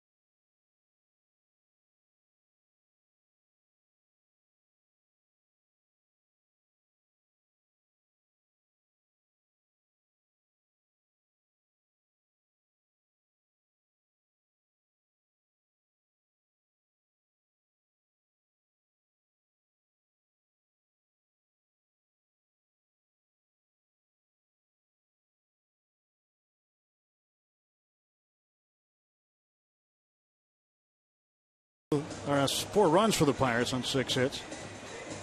2 errors. One leading directly to a run this inning. Color her happy. Yep. No matter what the score is. Yep. She didn't know the difference. That's okay. Yep. She's having fun anyway. But look, she might have an idea. She wants her purse. Charlie Morton, 76 pitches today, 48 strikes, went 4 plus 3 hitters, and Joe Blanton faces 4 men, doesn't retire anybody. And now Bobby LaFramboise comes on to pitch. Cubs have sent 7 men to the plate already this inning, and not a single out recorded. Fowler batting right-handed against LaFramboise.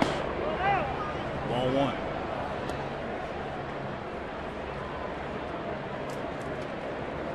Fowler struck out looking in the 4th.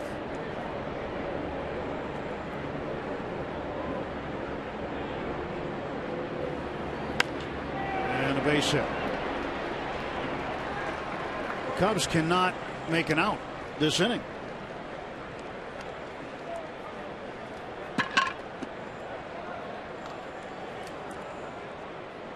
They're going to bat around here. Kyle Schwarber, the 9th man to come to the plate. Fowler now 2 for 4. And Joe Madden, well, right now doesn't have to do that much managing. He can sit back a little bit. Tim Hurl, on the other hand, has to hope that LaFramboise can start to get some outs. Well, this is ugly. Schwarber tries to bunt. That doesn't have a good feel to it for me. I was just going to ask you about that. No. 5 runs up, you're batting around, you get nobody out, 2 men on, and you try to bunt. And I know you never know how many you're going to need or anything. It just when you're down on this side, maybe the game has changed and that it's more legit. It's 5 runs. Just when it's happening to you, it just doesn't feel good. Stay put. And the way Schwarber swings the bat, you'd think he'd want to swing the bat.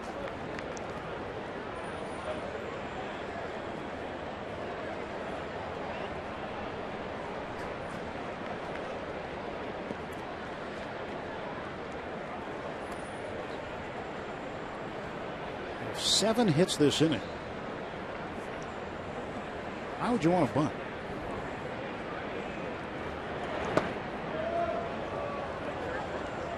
Two balls and a strike. LaFramboise trying to find the first out of this inning. As the Cubs right now have their foot on the Pirates' neck. There's a ground ball to second. Walker the flip to Mercer for 1. Too late at first. They get 1 out in the middle. And the Cubs with runners at the corners.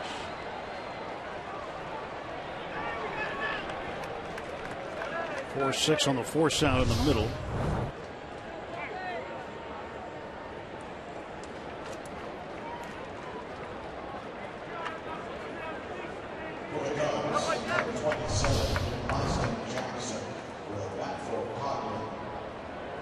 Schwarber reaches base, and Coghlan will not come up again. Austin Jackson will pinch hit for him in the 5th. Coghlan doubled to start this whole mess off in the 1st. When he doubled to right field, Gregory Polanco did not make a clean play on it. He bobbled the ball, and Coghlan took an extra base.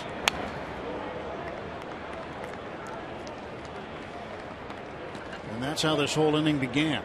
And this kind of thing gets contagious. The Pirates finally get an out, but you're back down looking at a big part of the batting order after Jackson.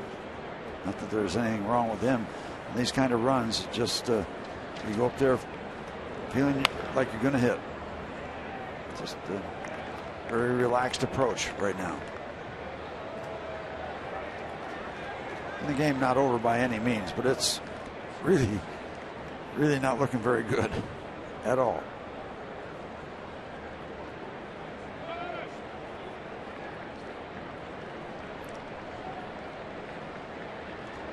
0-2 to Jackson. 1 out, 2 on. Off round boys ready to deliver. And a ground ball right to Walker. He steps on the bag for 1. Double play. That helps. 6 runs for the Cubs. They send 10 men to the plate. 9-4 halfway through the 5th.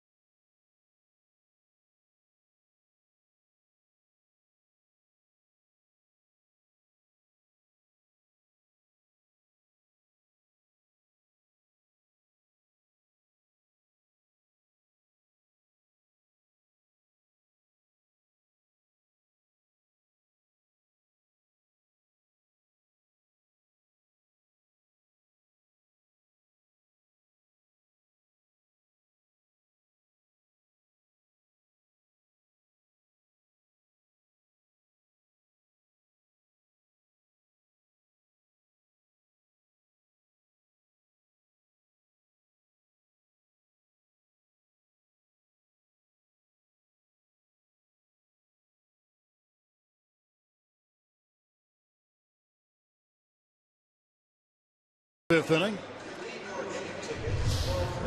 The Chick-fil-A double play occurs to end the top of the 5th. Finally, a ball that's hit at somebody. Didn't get much easier than this. Play catch back over to first base. And now, you know, what's crazy, as bad as this looks, Tim, you put a run or two up on the board now, you know, go down and ask Joe Madden if this ball game is over. So take a look at Austin Jackson taking over in right field. You go to work. That's what you got to do. This is the bottom of the 5th inning. Clint Hurdle talking to Francisco Cervelli about the inning.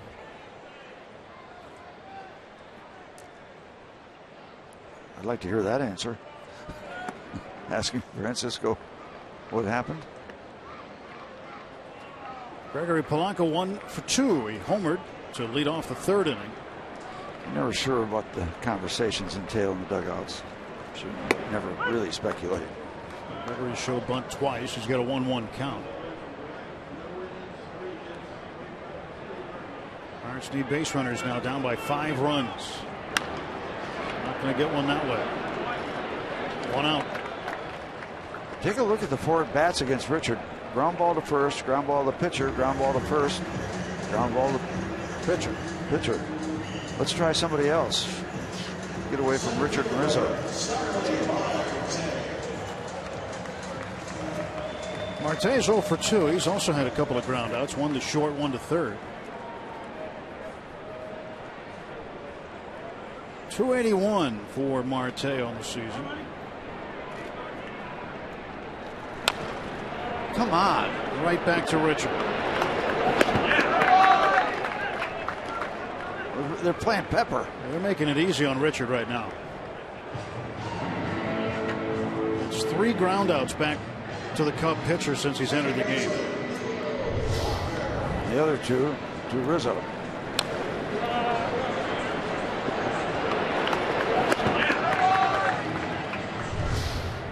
Not getting a lot of wood on the ball these last 4 at bats.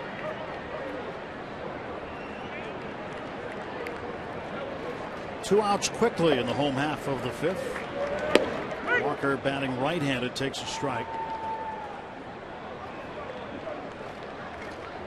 hope nobody's adding up the distance of these last 4 at bats.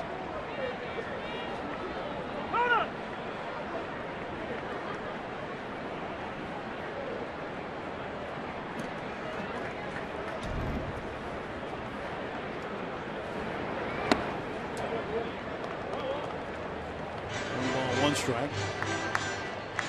Next pitch for Clayton Richard will be the 7th of the inning.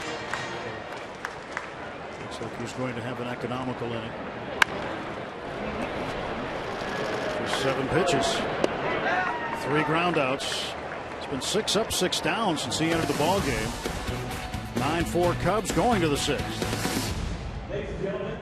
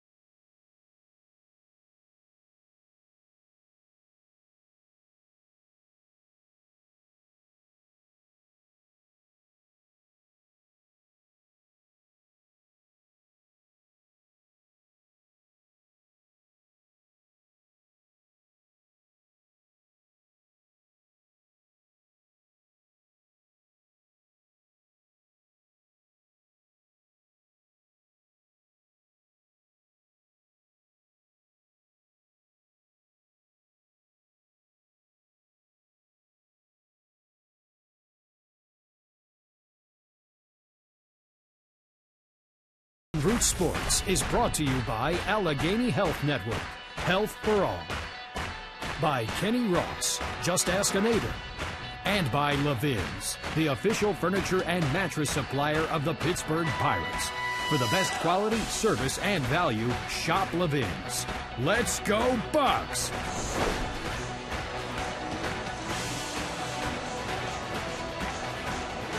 Rick Beatty from the splash cam giving us a great shot. Rick's last game of the season today. Thanks for that visual, Rick. Can you do something about the score, though? That's what we want to know. 9-4, Cubs in front. That's the splash cam that gives us that shot robotically from the upper right field corner. Rizzo takes a strike from Bobby Laframboise as we start to come half of the 6th. Well, he got it going with his 30th home run to officially start the scoring last inning. Seems like a long time ago. Played the top of the 5th.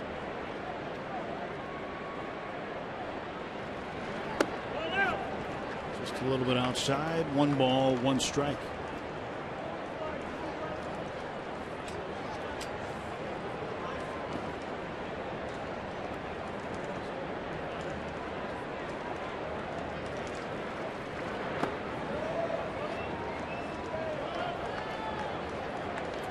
Two balls and 1 strike.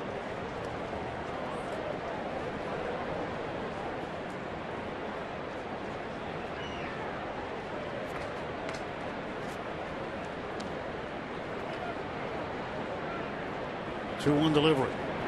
And that's a strike, and it's 2-2.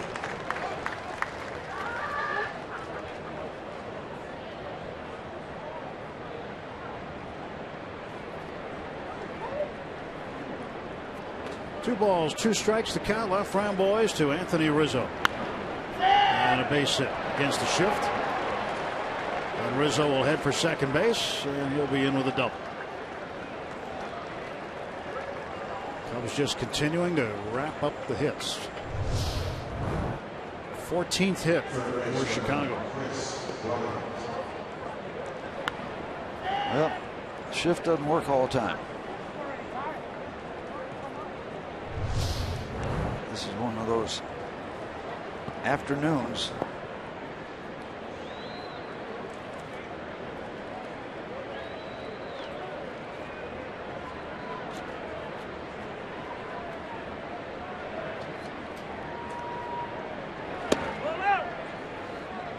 Chris Bryant, a couple of hits today, single double, run scored.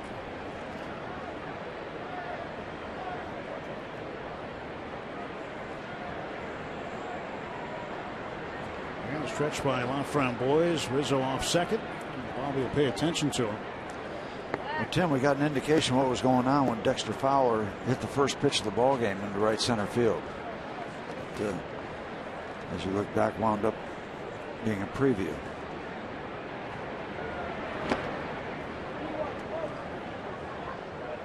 Two and 0 to Bryant.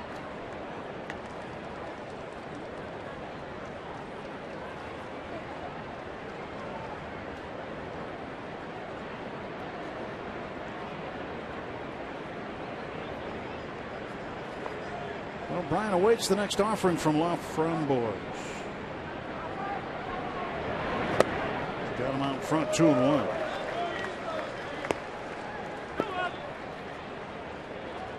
Things have settled down in the respective bullpens. Nothing happening out there, so this, for the time being, belongs to Bobby Laframboise.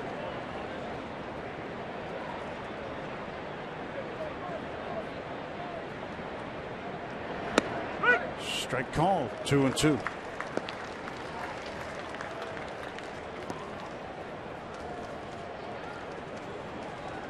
Nobody out. Cub half of the sixth inning. Rizzo a leadoff double.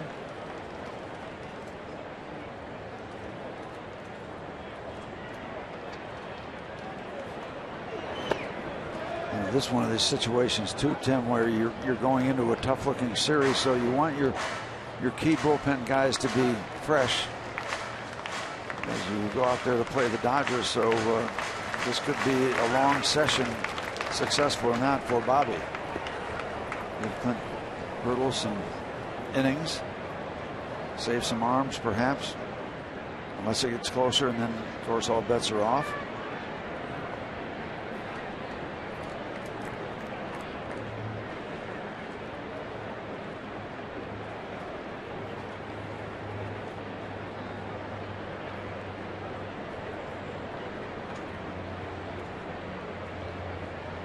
Three-two pitch. He's walked it. Two men on, nobody out. This will bring up Miguel Montero. Frustrating afternoon so far for Clint Hurdle and the Pirates. Things have not gone their way. Just briefly did they in the third inning when the Bucks had two home runs, one from Polanco and a two-run shot from Alvarez. That euphoria is gone. Yep. Took a 4-3 lead, and then the wheel fell off the cart in the fifth. Cubs sent 10 men to the plate, scored 6 runs.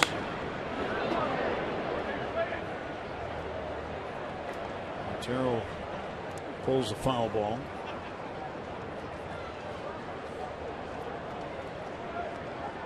Nothing in one to Miguel Montero.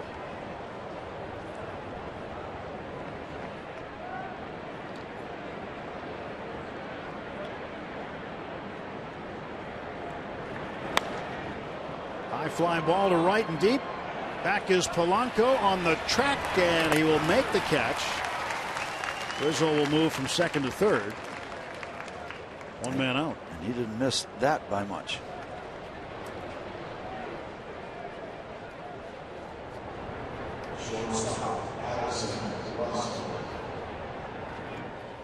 Addison Russell's had a big afternoon so far. 2 RBIs, 2 hits, a single and a double. And he has scored twice. My favorite shot doesn't even look that good this afternoon. Many times, like looking out at the field from that angle. Usually a pretty picture. Well, we keep hoping for damage control because you never know in this kind of a ball game. So see if you can get yourself a ground ball at somebody. Leave the runner at third base. Get back into the dugout. Also squares the bunt.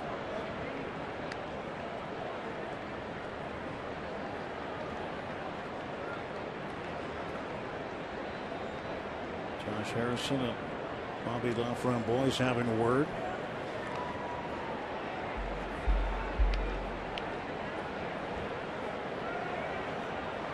The raspberry, that's what that means in French. LaFramboise. You know that? I do. There's a story there. They used to buy an adult beverage called Royal Framois, and it was along those lines. It was raspberry based. I read about it. I never got near it. Read an article about it. Long time ago, probably. Yep. In fact, it was introduced here in Pittsburgh.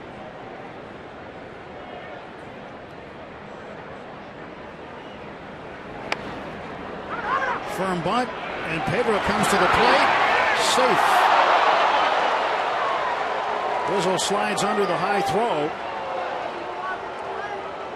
Underhand toss went high. Cervelli had to catch it and come back down. And by the time he did, Rizzo was under the tag for the run. It's 10-4. And Clint Hurdle is coming out, and he wants to have a word with Greg Gibson. He's already telling him, you review that. Now, we've had issues with this in the last 24 hours. Plays at the plate. The toss goes upstairs, and you can see that he gets under the tag, or appeared first look, but the damage to Cervelli. It's a gung out. You hope that this is nothing serious for Francisco. See the leg coming under now. Cervelli on his feet.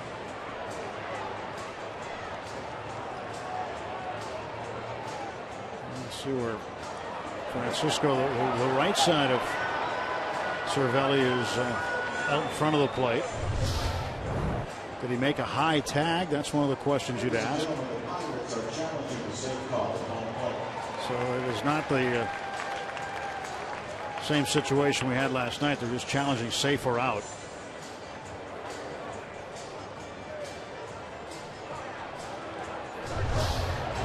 Let's see from this angle.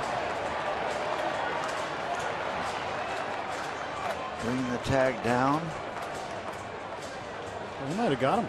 Might have got him because it looks like Rizzo maybe didn't have full extension there. Let's see if this angle shows us. See the foot. Hard to tell there. A lot of dust. A lot of chalk. Tag is made. You can see where the tag is made on the hip, but where was the foot and where was the contact on the plate? Replay Operations Center will review every angle and then give us their report. Well, the good news is Cervelli is on his feet, and we'll know shortly. Jim Joyce, the crew chief, on the right. Greg Gibson, the home plate umpire, on the left. And he's out. So the challenge works. The call is overturned. Take the run off the board. 9-4 still.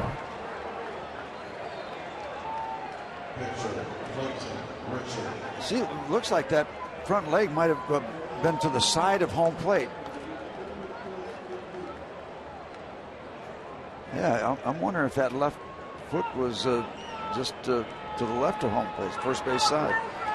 Regardless, we get the second out. Clayton Richards second at bat. He had a 2-run double first time up. He takes a strike. Well, the Pirates get the benefit of the replay today, where that wasn't the case last night. A lot of folks still scratching their head about the call last night and the explanation in particular. 0-1 pitch, swing and a miss.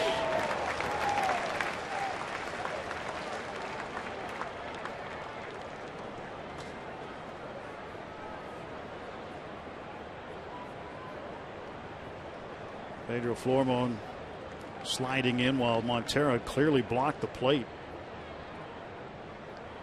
last night's game in the 8th inning. Swing and a miss. And Richard is out. Nothing across for the Cubs in the 6th.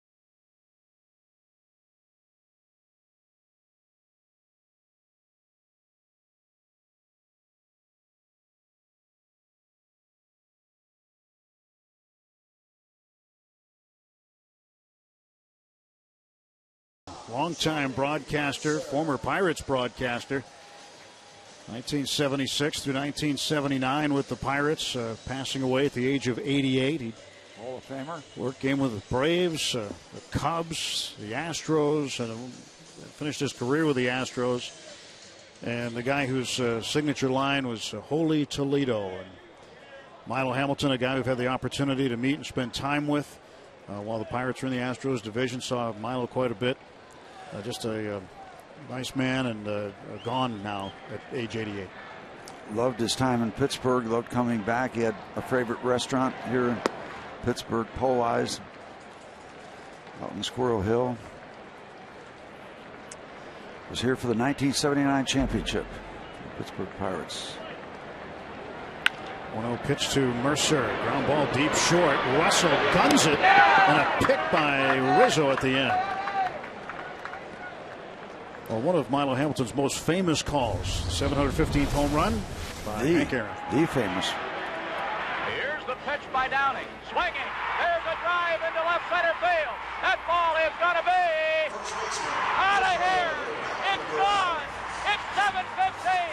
There's a new home run champion of all time, and it's Henry Aaron. The fireworks are going. Henry Aaron is coming around third. His teammates are at home plate. And listen to this crowd. Milo Hamilton had lost a legend, a broadcasting legend. Called many, many great moments, including that one. You know who the left fielder was climbing the wall for the Dodgers? No. Bill Buckner.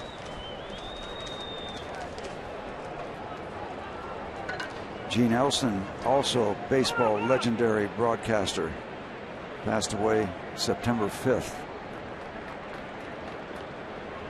It's been tough for the Astros the last few weeks, losing two folks very close to their organization. So that shot of Gunner's Lounge, Prince, gone for so many years now.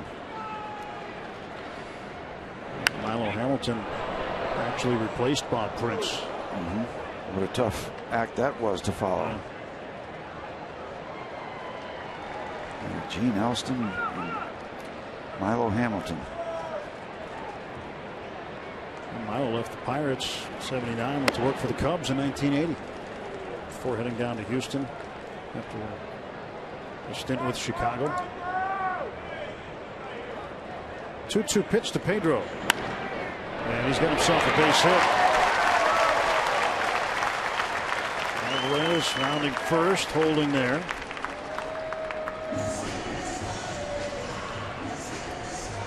remember that distinctive tone of voice for Milo Hamlin? I'll tell you, brother.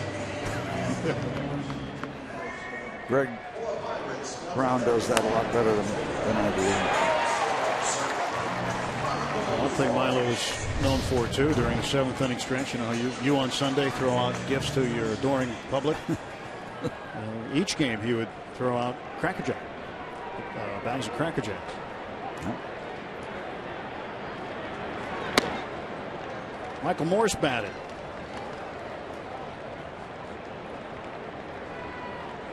Looks like Cervelli will be done for the day. Morse hitting for him. And Morse rips one to left center field. What a pinch hit for Michael Morse.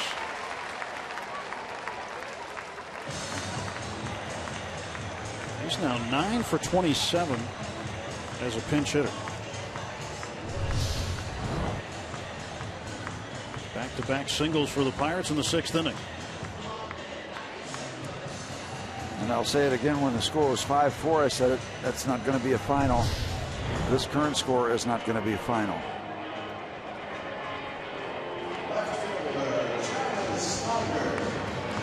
Chris Stewart in the dugout.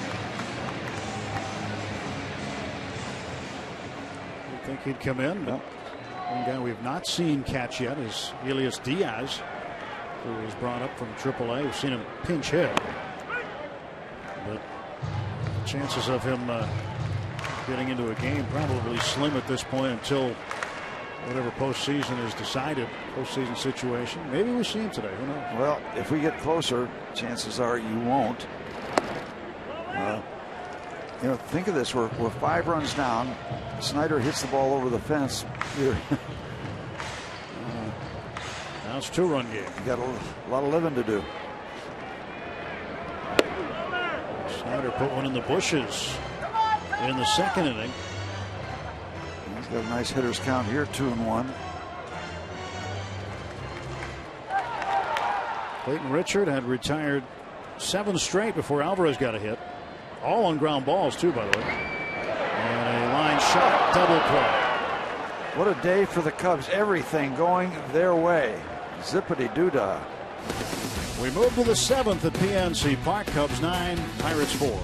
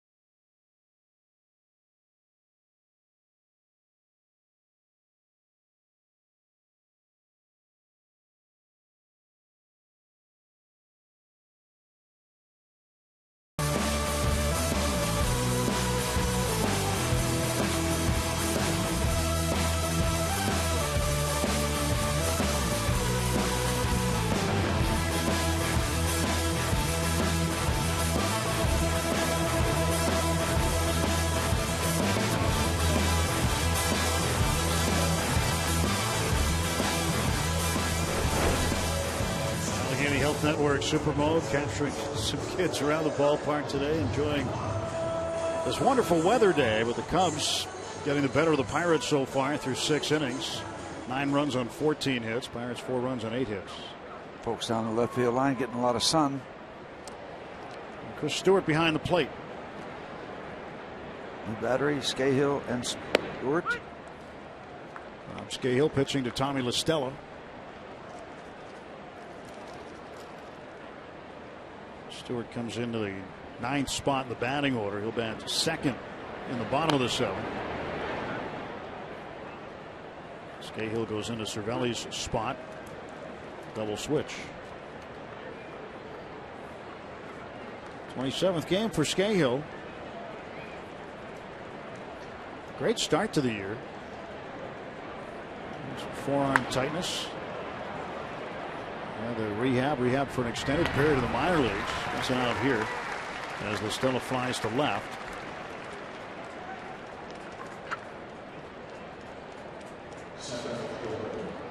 Scahill gets the first out. He'll now face the top of the order in Dexter Fowler.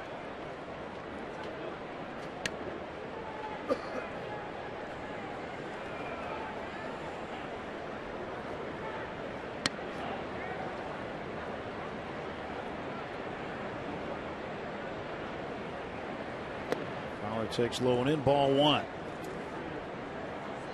There's one other major league game going on this afternoon. It's on the south side of Chicago. The Oakland A's and the White Sox. Oakland leading 1-0, bottom of the 3rd. Everything else later. Ground ball, second base. Walker throws out Fowler for the second out at the top of the 7th.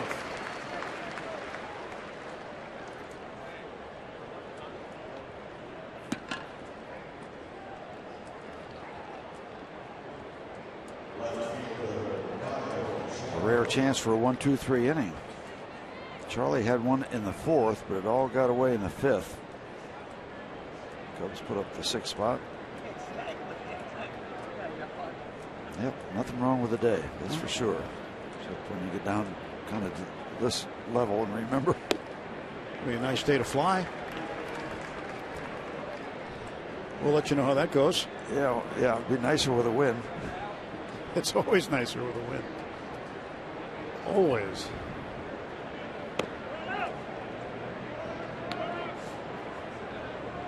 $16 games to play after this one today. As the regular season schedule winds down, every single game extremely meaningful, especially when it concerns these Cubs.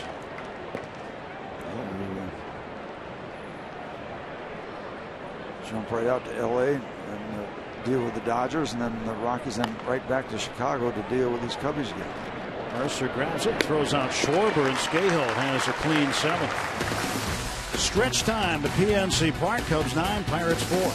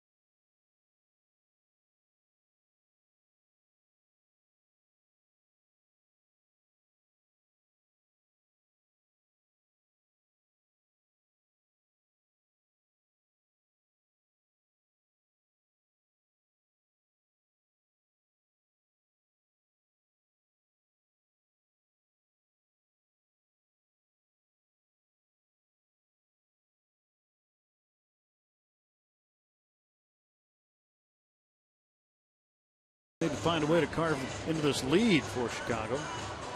Take a look at this tweet from Point Park University. Sorry to hear about Milo Hamilton. He and Lenny Frattari had big shoes to fill. They did a great job. R.I.P. Milo. Yep. Following Bob Prince. There's some changes now for the Cubs. Chris Denorfia goes out into left field. Javier Baez moves to second base. That's the third infield position we've seen him play in this series. Played short and third. And Josh Harrison will lead off for the Pirates.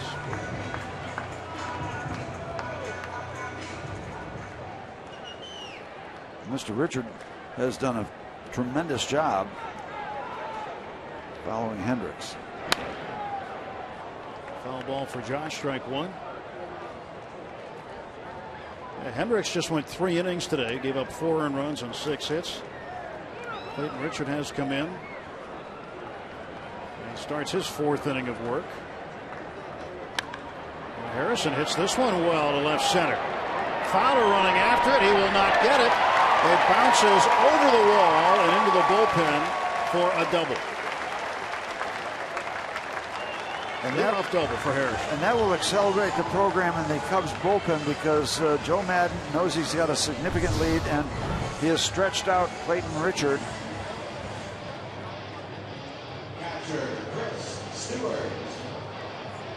Still no real stress for the Cubs, but they're mindful of every game. They're mindful of the fact they've got control of this ball game, and he won't let Richard go too far as he works in his 4th inning. Here's Stewart up for the first time, takes ball 1. Double number 23 for Josh. His 102nd hit of the year.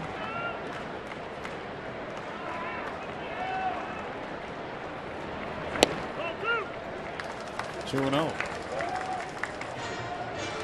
Justin Grimm getting loose.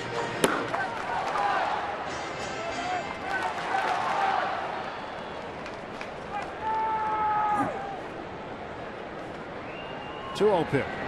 Swing and a miss. And that's 2-1.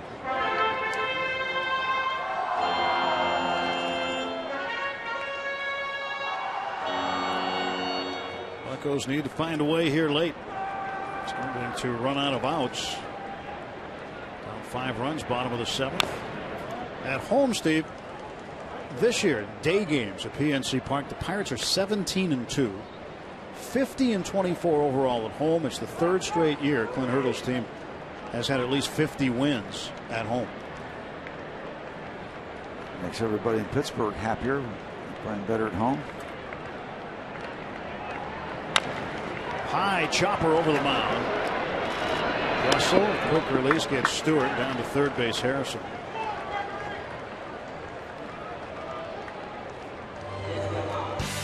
Host your next special event here at the ballpark. PNC Park is perfect for corporate outings, weddings, bar mitzvahs, and more. Catering options are available in the Lexus Club, Pittsburgh Baseball Club, or Rivertown Brewing Hall of Fame Club at PNC Park.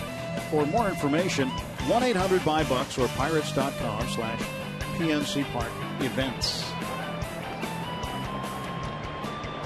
Hall of Fame Club can host your event. Had a number of events in there. Big venue. Just one of many here at the ballpark. Lexus Club, the club level is nice for events. There was one there yesterday. Club 3000. You got Gunners. See all the great Bob Prince memorabilia that's there. There aren't too many bad areas in this ballpark. Keystone Corner, also a pretty good one. Budweiser Bow Tie Bar. You can even have an event there. Polanco down the right field line. This ball is off the very top of the wall. Harrison will score, and Gregory is going to be held to an extremely long single. Oh my goodness, just not quite enough height.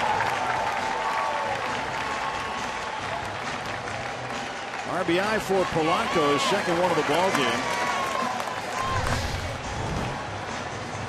This ball was ripped. The breaking ball stayed in there.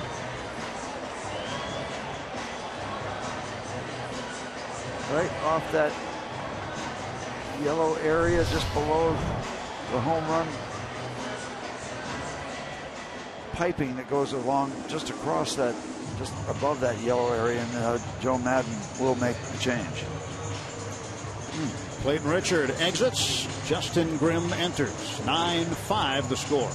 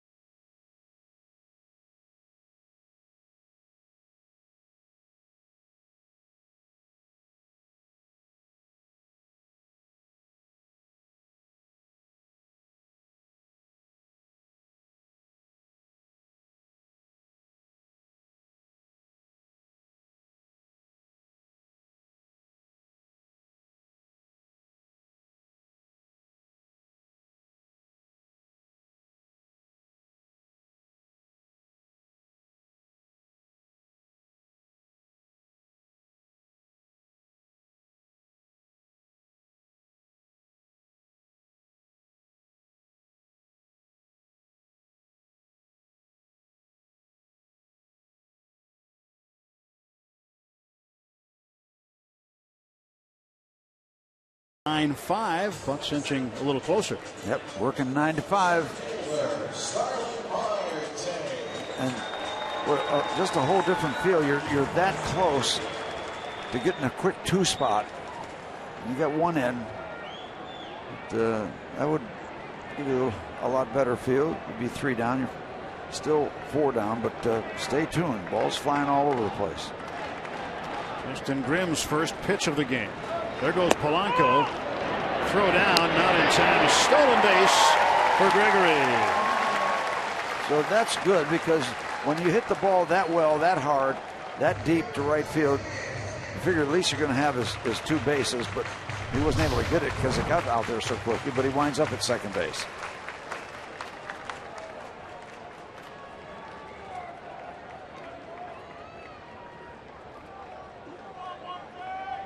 See that little separation there? And Polanco's feet come off the bag just for that one moment. And that's where he got caught earlier in the season. But the middle infielder did not keep his glove on Polanco.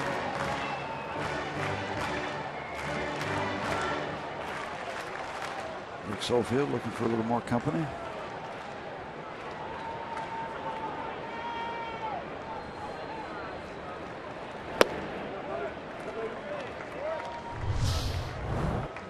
Watch where the feet get separated from the base. Right there. See? Yeah. And what happened before, I think even Brandon Phillips of the Reds was the first guy to really leave the tag on him, and they reviewed it, and he was out. That's one thing that Polanco's been working on, to try to keep contact with the base. Marte hits one to center field. Fowler going back on the track. This will get Polanco to third base. Almost. Got a lot of it, not quite enough.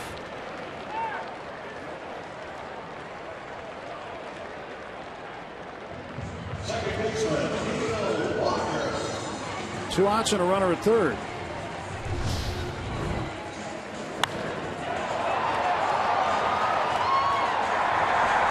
A lot of height to measure that ball with.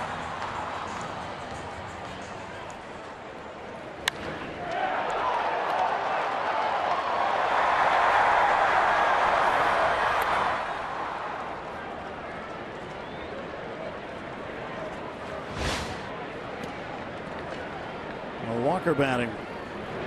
He takes a ball down low. You saw the 4 spot on the list of numbers for Justin Grimmie's giving up 4 long balls.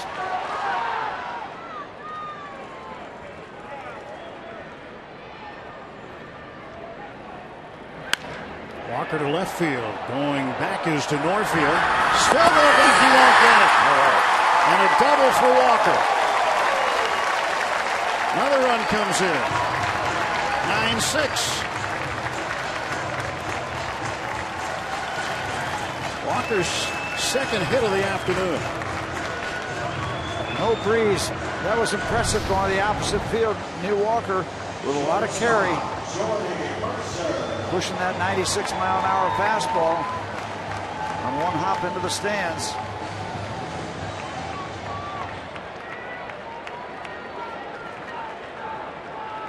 You talk about if the Pirates come back and find some way to take this ball game, that would be an enormous field. They're working at it. Still got some weapons on the bench in this ball game too. We're in the 7th inning. Stay tuned. Jordy Mercer had to replace Jung-Ho Kang in the first inning after Kang was taken out by Chris Coghlan. Kang had to leave the ball game, a left knee injury. And Mercer is 2 for 3. It could have been 3 for 3 if it wasn't for Addison Russell's really good play in the 6th inning. Polanco with a base hit, stolen base, a run batted in. And now Walker in scoring position, 0-2. Mercer goes down swinging. Pirates get 2 back in the 7th. Heading to the 8th inning. Cubs 9, Pirates 6.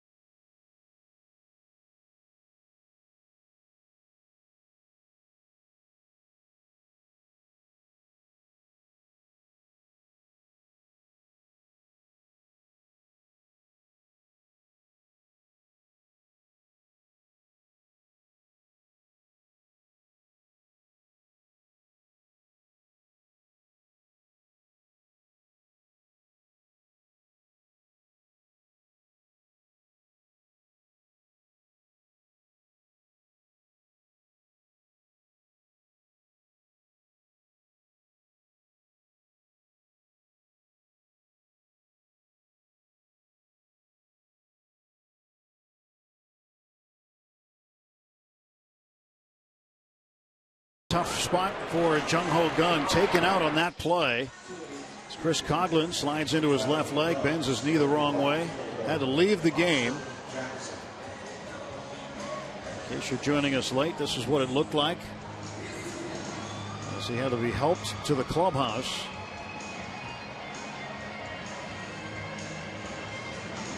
One of the team doctors right there, Patrick DeMayo.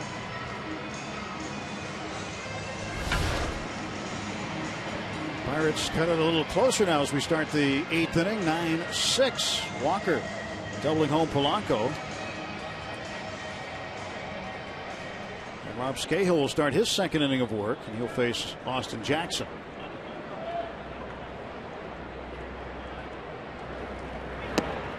Strike call.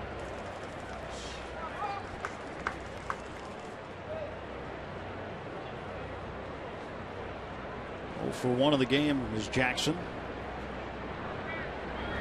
Cubs got him in the last day of August. He passed through waivers. Well, the last day you could make a trade while getting through waivers. The Cubs picked him up from Seattle.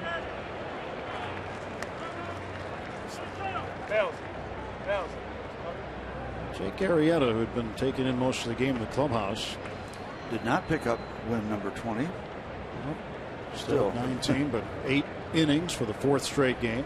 Certainly pitched well enough to pick it up. You know, the last Cub was to go. John Lieber, 2001. No, we know that one. 20 wins, right? But the last Cub to have 4 straight outings of 8 solid innings. No, I don't. Sorry, I jumped the gun on you. You jumped the gun. Strikeout. Jackson is out. Greg Maddux, by the way. Nissan Road ahead. Jeff Locke tomorrow night will oppose Zach Greinke. Greinke with a 161 earned run average, 17-3. Then Clayton Kershaw, the lefty, faces the Pirates lefty Francisco Liriano on Saturday night. Sunday, Garrett Cole opposite Brent Anderson. He was recently announcing Anderson to be the 3rd starter in the Pirates series. Originally, it was going to be Greinke Saturday, Kershaw Sunday, but they moved them up. And now Anderson will pitch the Sunday game opposite Cole. Hope you'll stay up late with us on the West Coast this weekend. Rizzo's in the hole 0-2. Now, who was the pitcher you were mentioning? That Greg Maddux. Maddux was the last. I was hiding my embarrassment that I jumped the gun. Fly ball toward the left field line. Long run for Snyder. Watch out. And he will not get it. It's a foul ball.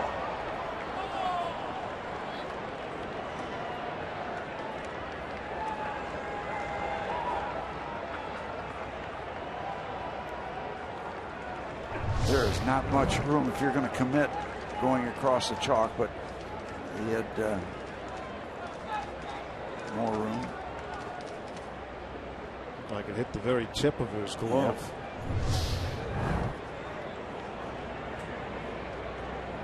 Yep. Second ball just out of his reach. This one a foul ball. 1 out, base is empty. Field shifted over to the right for Rizzo. Walker in the outfield grass. Harrison also behind second base in the outfield grass. Rizzo had a 2-run homer in the 5th. And that's been the big inning. The 5th inning for the Cubs when they put 6 runs up. Charlie Morton had to leave after 3 batters. Joe Blanton after 4. Neither retired a hitter. Bobby LaFramboise came in to finish it up. Ended up getting a double play off the bat of Austin Jackson to end that inning. 2-2 to Rizzo.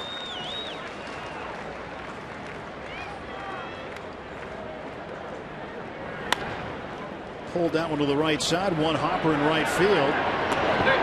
Walker gets it. Second guy we've seen thrown out from right field in this series. This homestand, but not the same way. Long throw for Neal. He was way out there in short right field. His traditional throw has to air it out. Pedro goes up and brings it down.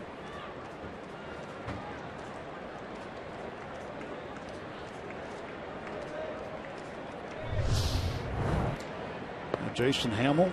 I'm sorry, it was Trevor Cahill was thrown out. And that one splits the infielders. And second base uncovered. Bryant heading there, and he's going to be safe.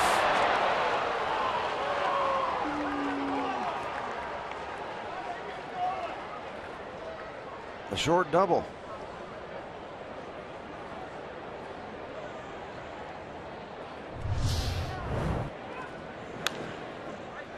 It's like a crossing route. A couple of receivers. Ball gets away. Well, Cahill recognizing right away that the bag was going to be uncovered.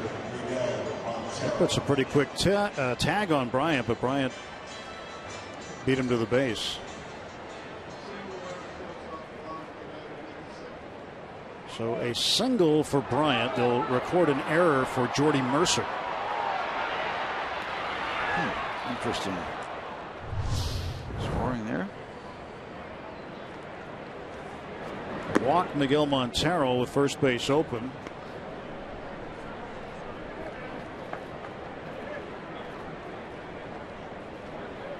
Addison Russell on deck.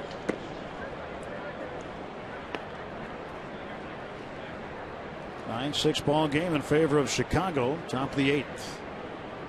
2 out, and very shortly there'll be 2 on.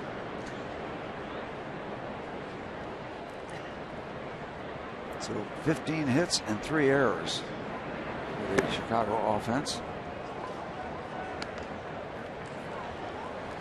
Shortstop Addison Russell. So in that a 5-run lead, Joe put the note card away. Now that it's a 3-run lead, he's got his notes back out. Yep. All right.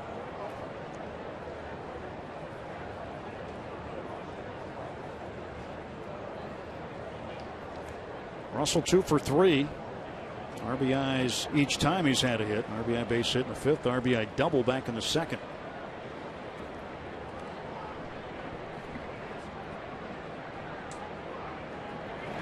A strike to Russell.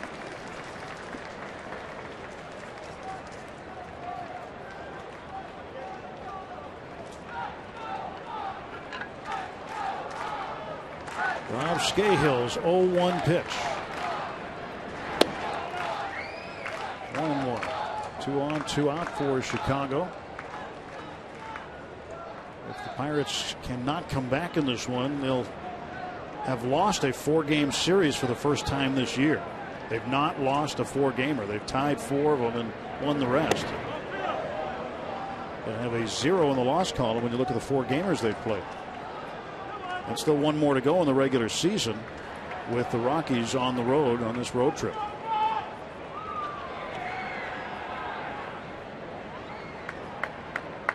Scahill's 2-1 to Russell. Tapped right back to him. Oh, another 0 for Scahill. Gives up a hit. 2-man left. Pirates to the bat rack in the bottom of the 8th.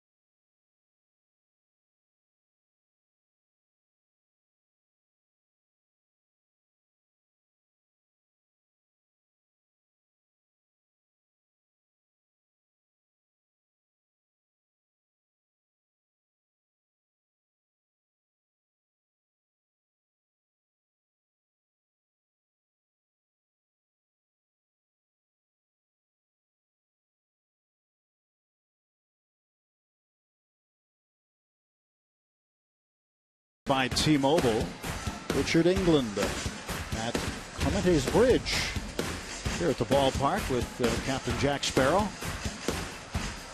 Very nice. There's our T-Mobile got a strong fan photo of the game. Some Jeff Bannister fans apparently. Texas Ranger Caps. They have First place. taken a 1.5 lead over Houston. Beat them up last night. Beat up the Astros. Sean Rodriguez has a bat in the on-deck circle. Pedro Alvarez will lead off. Pedro's 2 for 3. Homered. Did a 2-run shot back in the 3rd inning. And will face a new pitcher, Travis Wood. Wood making his 47th appearance for the Cubs. 5-4. Coleman sitting 244 against him. Done some starting, but now in the Cubs bullpen. Pedro, with that home run in the third, his 24th of the year. It was his 61st regular season home run at PNC Park.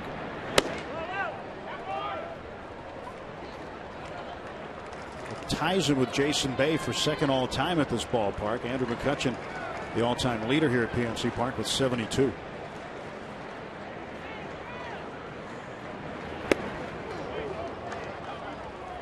Left on left matchup, and Clint Hurdle will leave Pedro in games like this that are close when needs one big swing. Pedro has that game changing swing.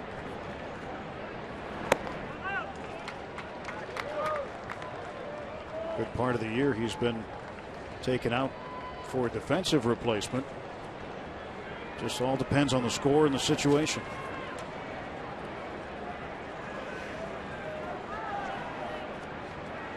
Montero sets up outside. Pedro swings and misses. He's down on strikes.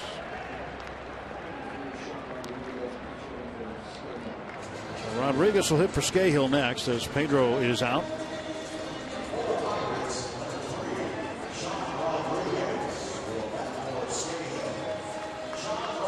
Pirates running out of outs. It's been a scoring change, by the way, Steve, on Chris Bryant's play. It was originally scored a single and an error. It's now been changed to a double. That's what I thought originally, but had to get Pearl out to make that adjustment. Pearl is Steve's trusty eraser. So back to just 2 errors, but there have been certainly other issues. Can you erase the score with that error, with that eraser? I'm trying. You're the only one I know that has an eraser like that. Well, you mentioned the gunner the other day, or the other inning. Seems like the other day. He used to have pink pearl. No balls, 2 strikes to Sean Rodriguez. Travis Wood getting a sign from Montero.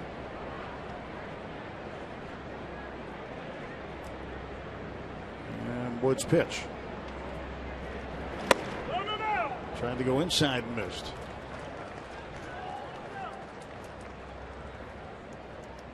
Some people have worry beads. I've rubbed pink pearl into what doesn't look like an eraser anymore. Looks more like a dog bone now. Dog biscuit, yeah.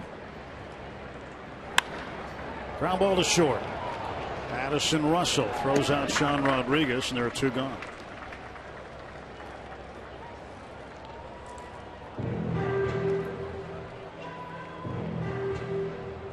Rodriguez out. And this will bring up Travis Snyder. Snyder 1 for 3 today. A home run back in the 2nd inning.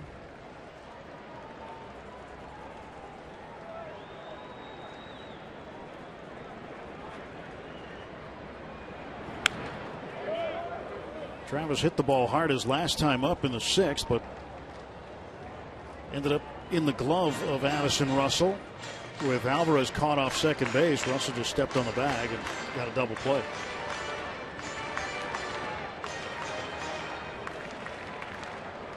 Thick as thieves.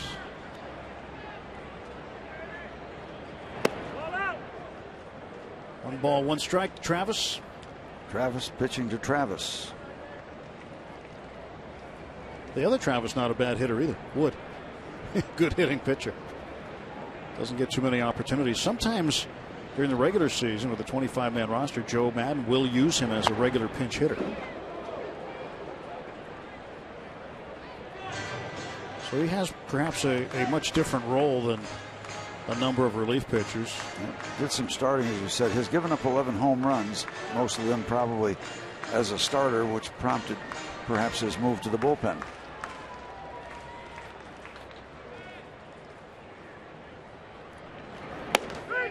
Strike 3, and Travis flips the bat. He knew it. Travis Wood strikes out 2. Pirates gone in order. We head to the 9th. 9-6 Chicago.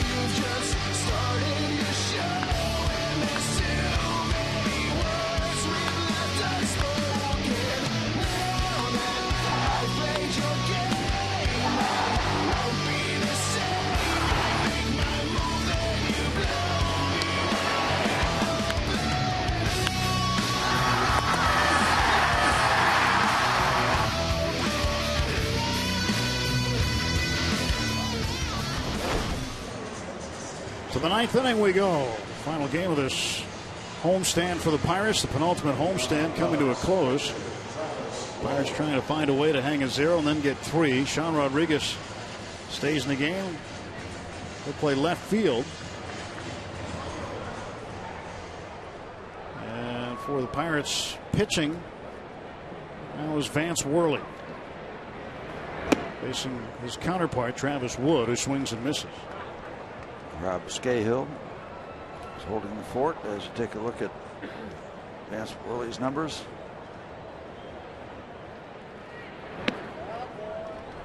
Ball and 1 strike. Vance starting 8 games.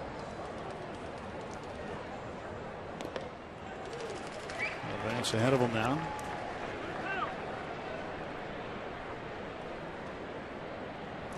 There's your good hitting pitcher. 3 for 28, just 107. Doesn't look like it's that good, but he gets opportunities. Must be something in the resume. 184 career, 9 home runs. Yeah, that's the resume.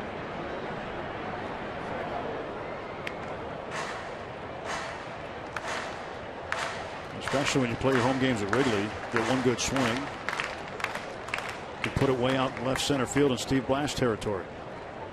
Yeah, where Steve used to hit all that home run. Yep, and 1 consecutive home run, 1 in a row. You were consistent. 1 straight.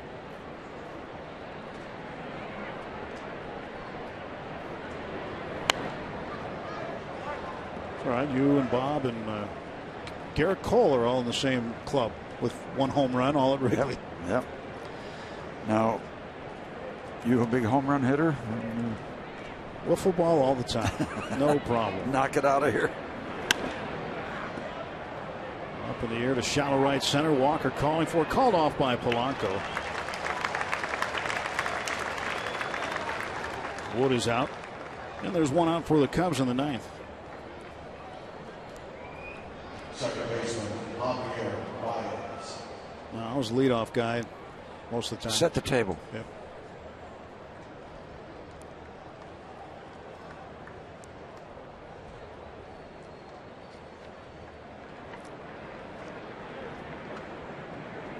Javier Baez swings and hits one up the middle. Backhanded by Walker. High throw, and Pedro missed the tag.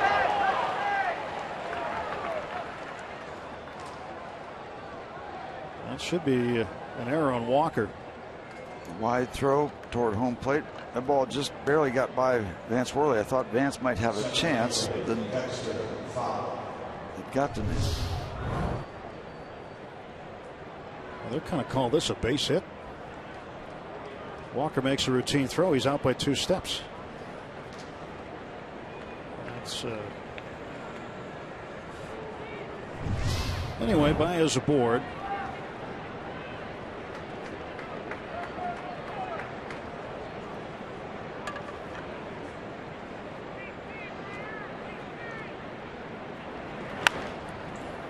Fowler pops this one up. Drifting into foul ground. Mercer will make the grab. That's a good play. Really good play by Jordy.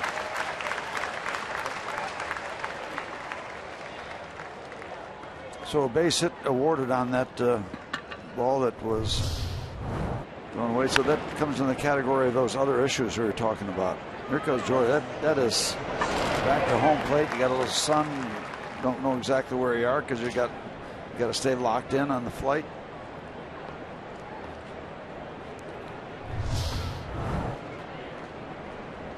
Baez at first base, 2 men out, top of the 9th.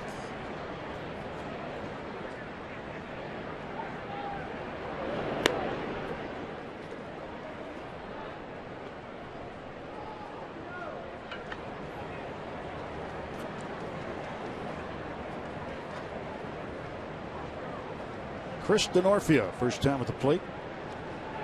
Runner goes, and this one smack foul out of play to the right.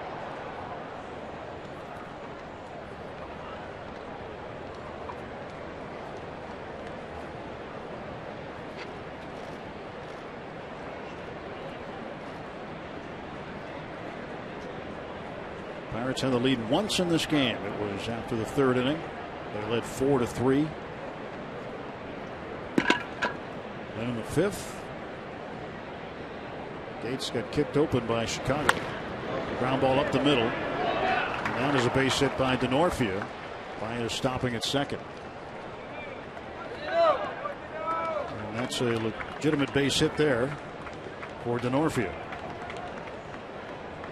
Right fielder, Austin Jackson.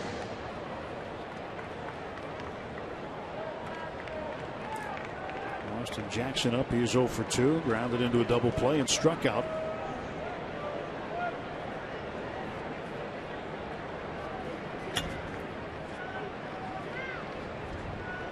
Two on and two out now all of a sudden.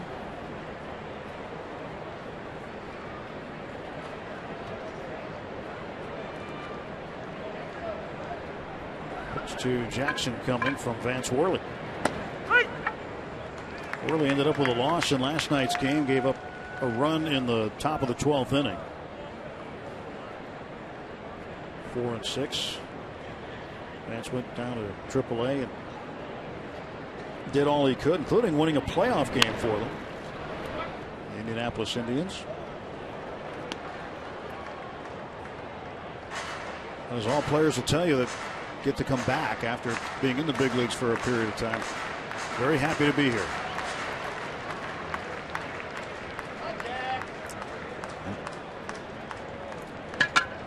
So is that little one, in spite of the score.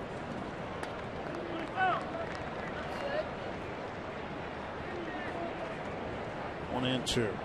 His guy McCutcheon not in the lineup today, but I think down the stretch here you're going to see perhaps, just a guess, but perhaps more lineups with regular players, and with Jung Ho Kang, who knows how long he'll be missing, if any time at all. We don't know. We do not know what the result is of the injury to Jung Ho Kang, but at the same time you got to get into what they call the push now.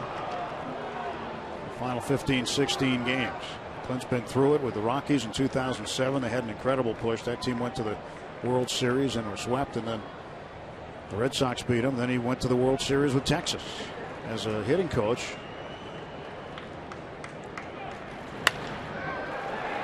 Line drive, Polanco will make the running catch. Nothing across for the Cubs in the top of the ninth. Last wraps for the Pirates. They trail 9-6.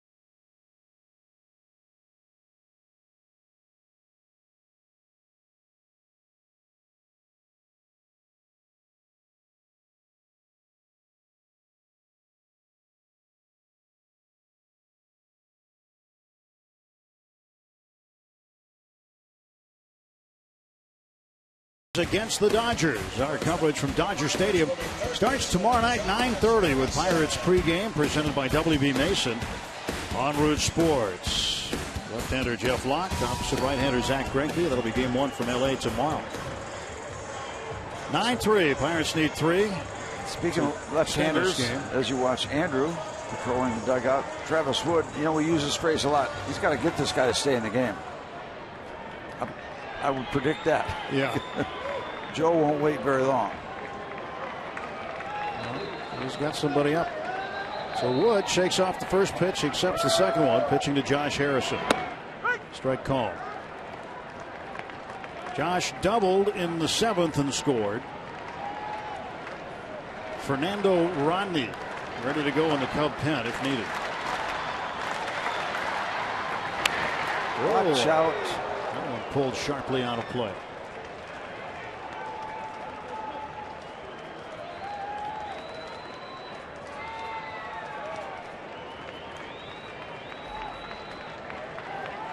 Nothing in 2.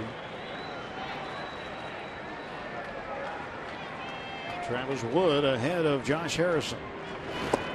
Strikes him out. Montero's got to complete the strikeout. One down. 3 strikeouts for Travis Wood.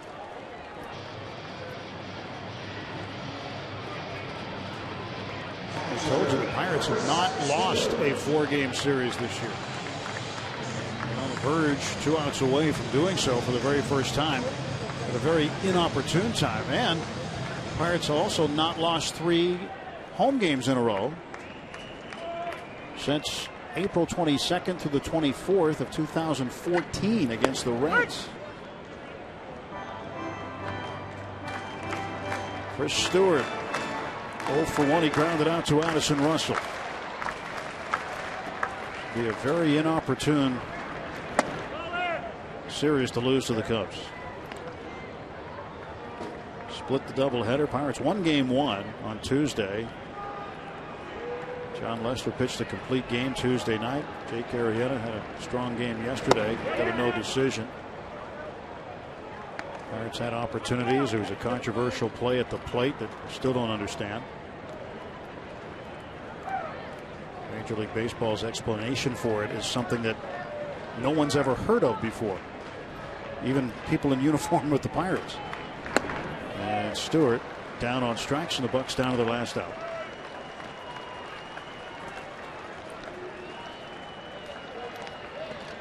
Very disappointing afternoon.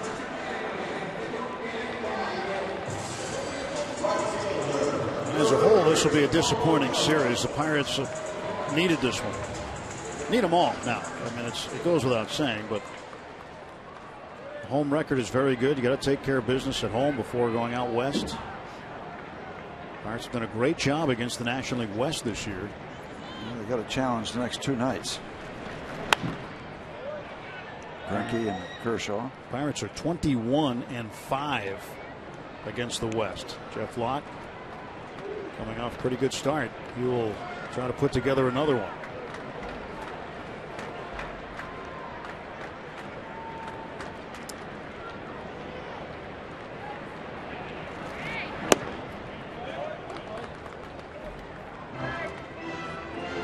Garrett Cole will pitch Sunday in his home territory, Southern California.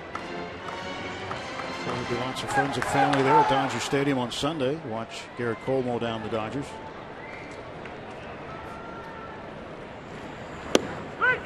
Strike call. Bucks down to their final strike today.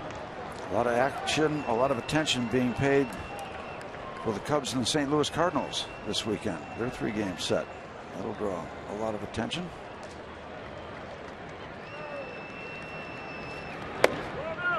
Two balls, 2 strikes. Polanco, decent day at the plate. Home run and an RBI base hit. Solo shot in the 3rd.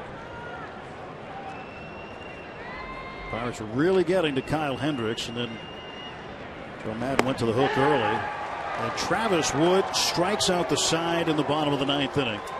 And the Cubs take 3 of 4 from the Pirates. They're now 2 games behind the Pirates for that first wild card spot.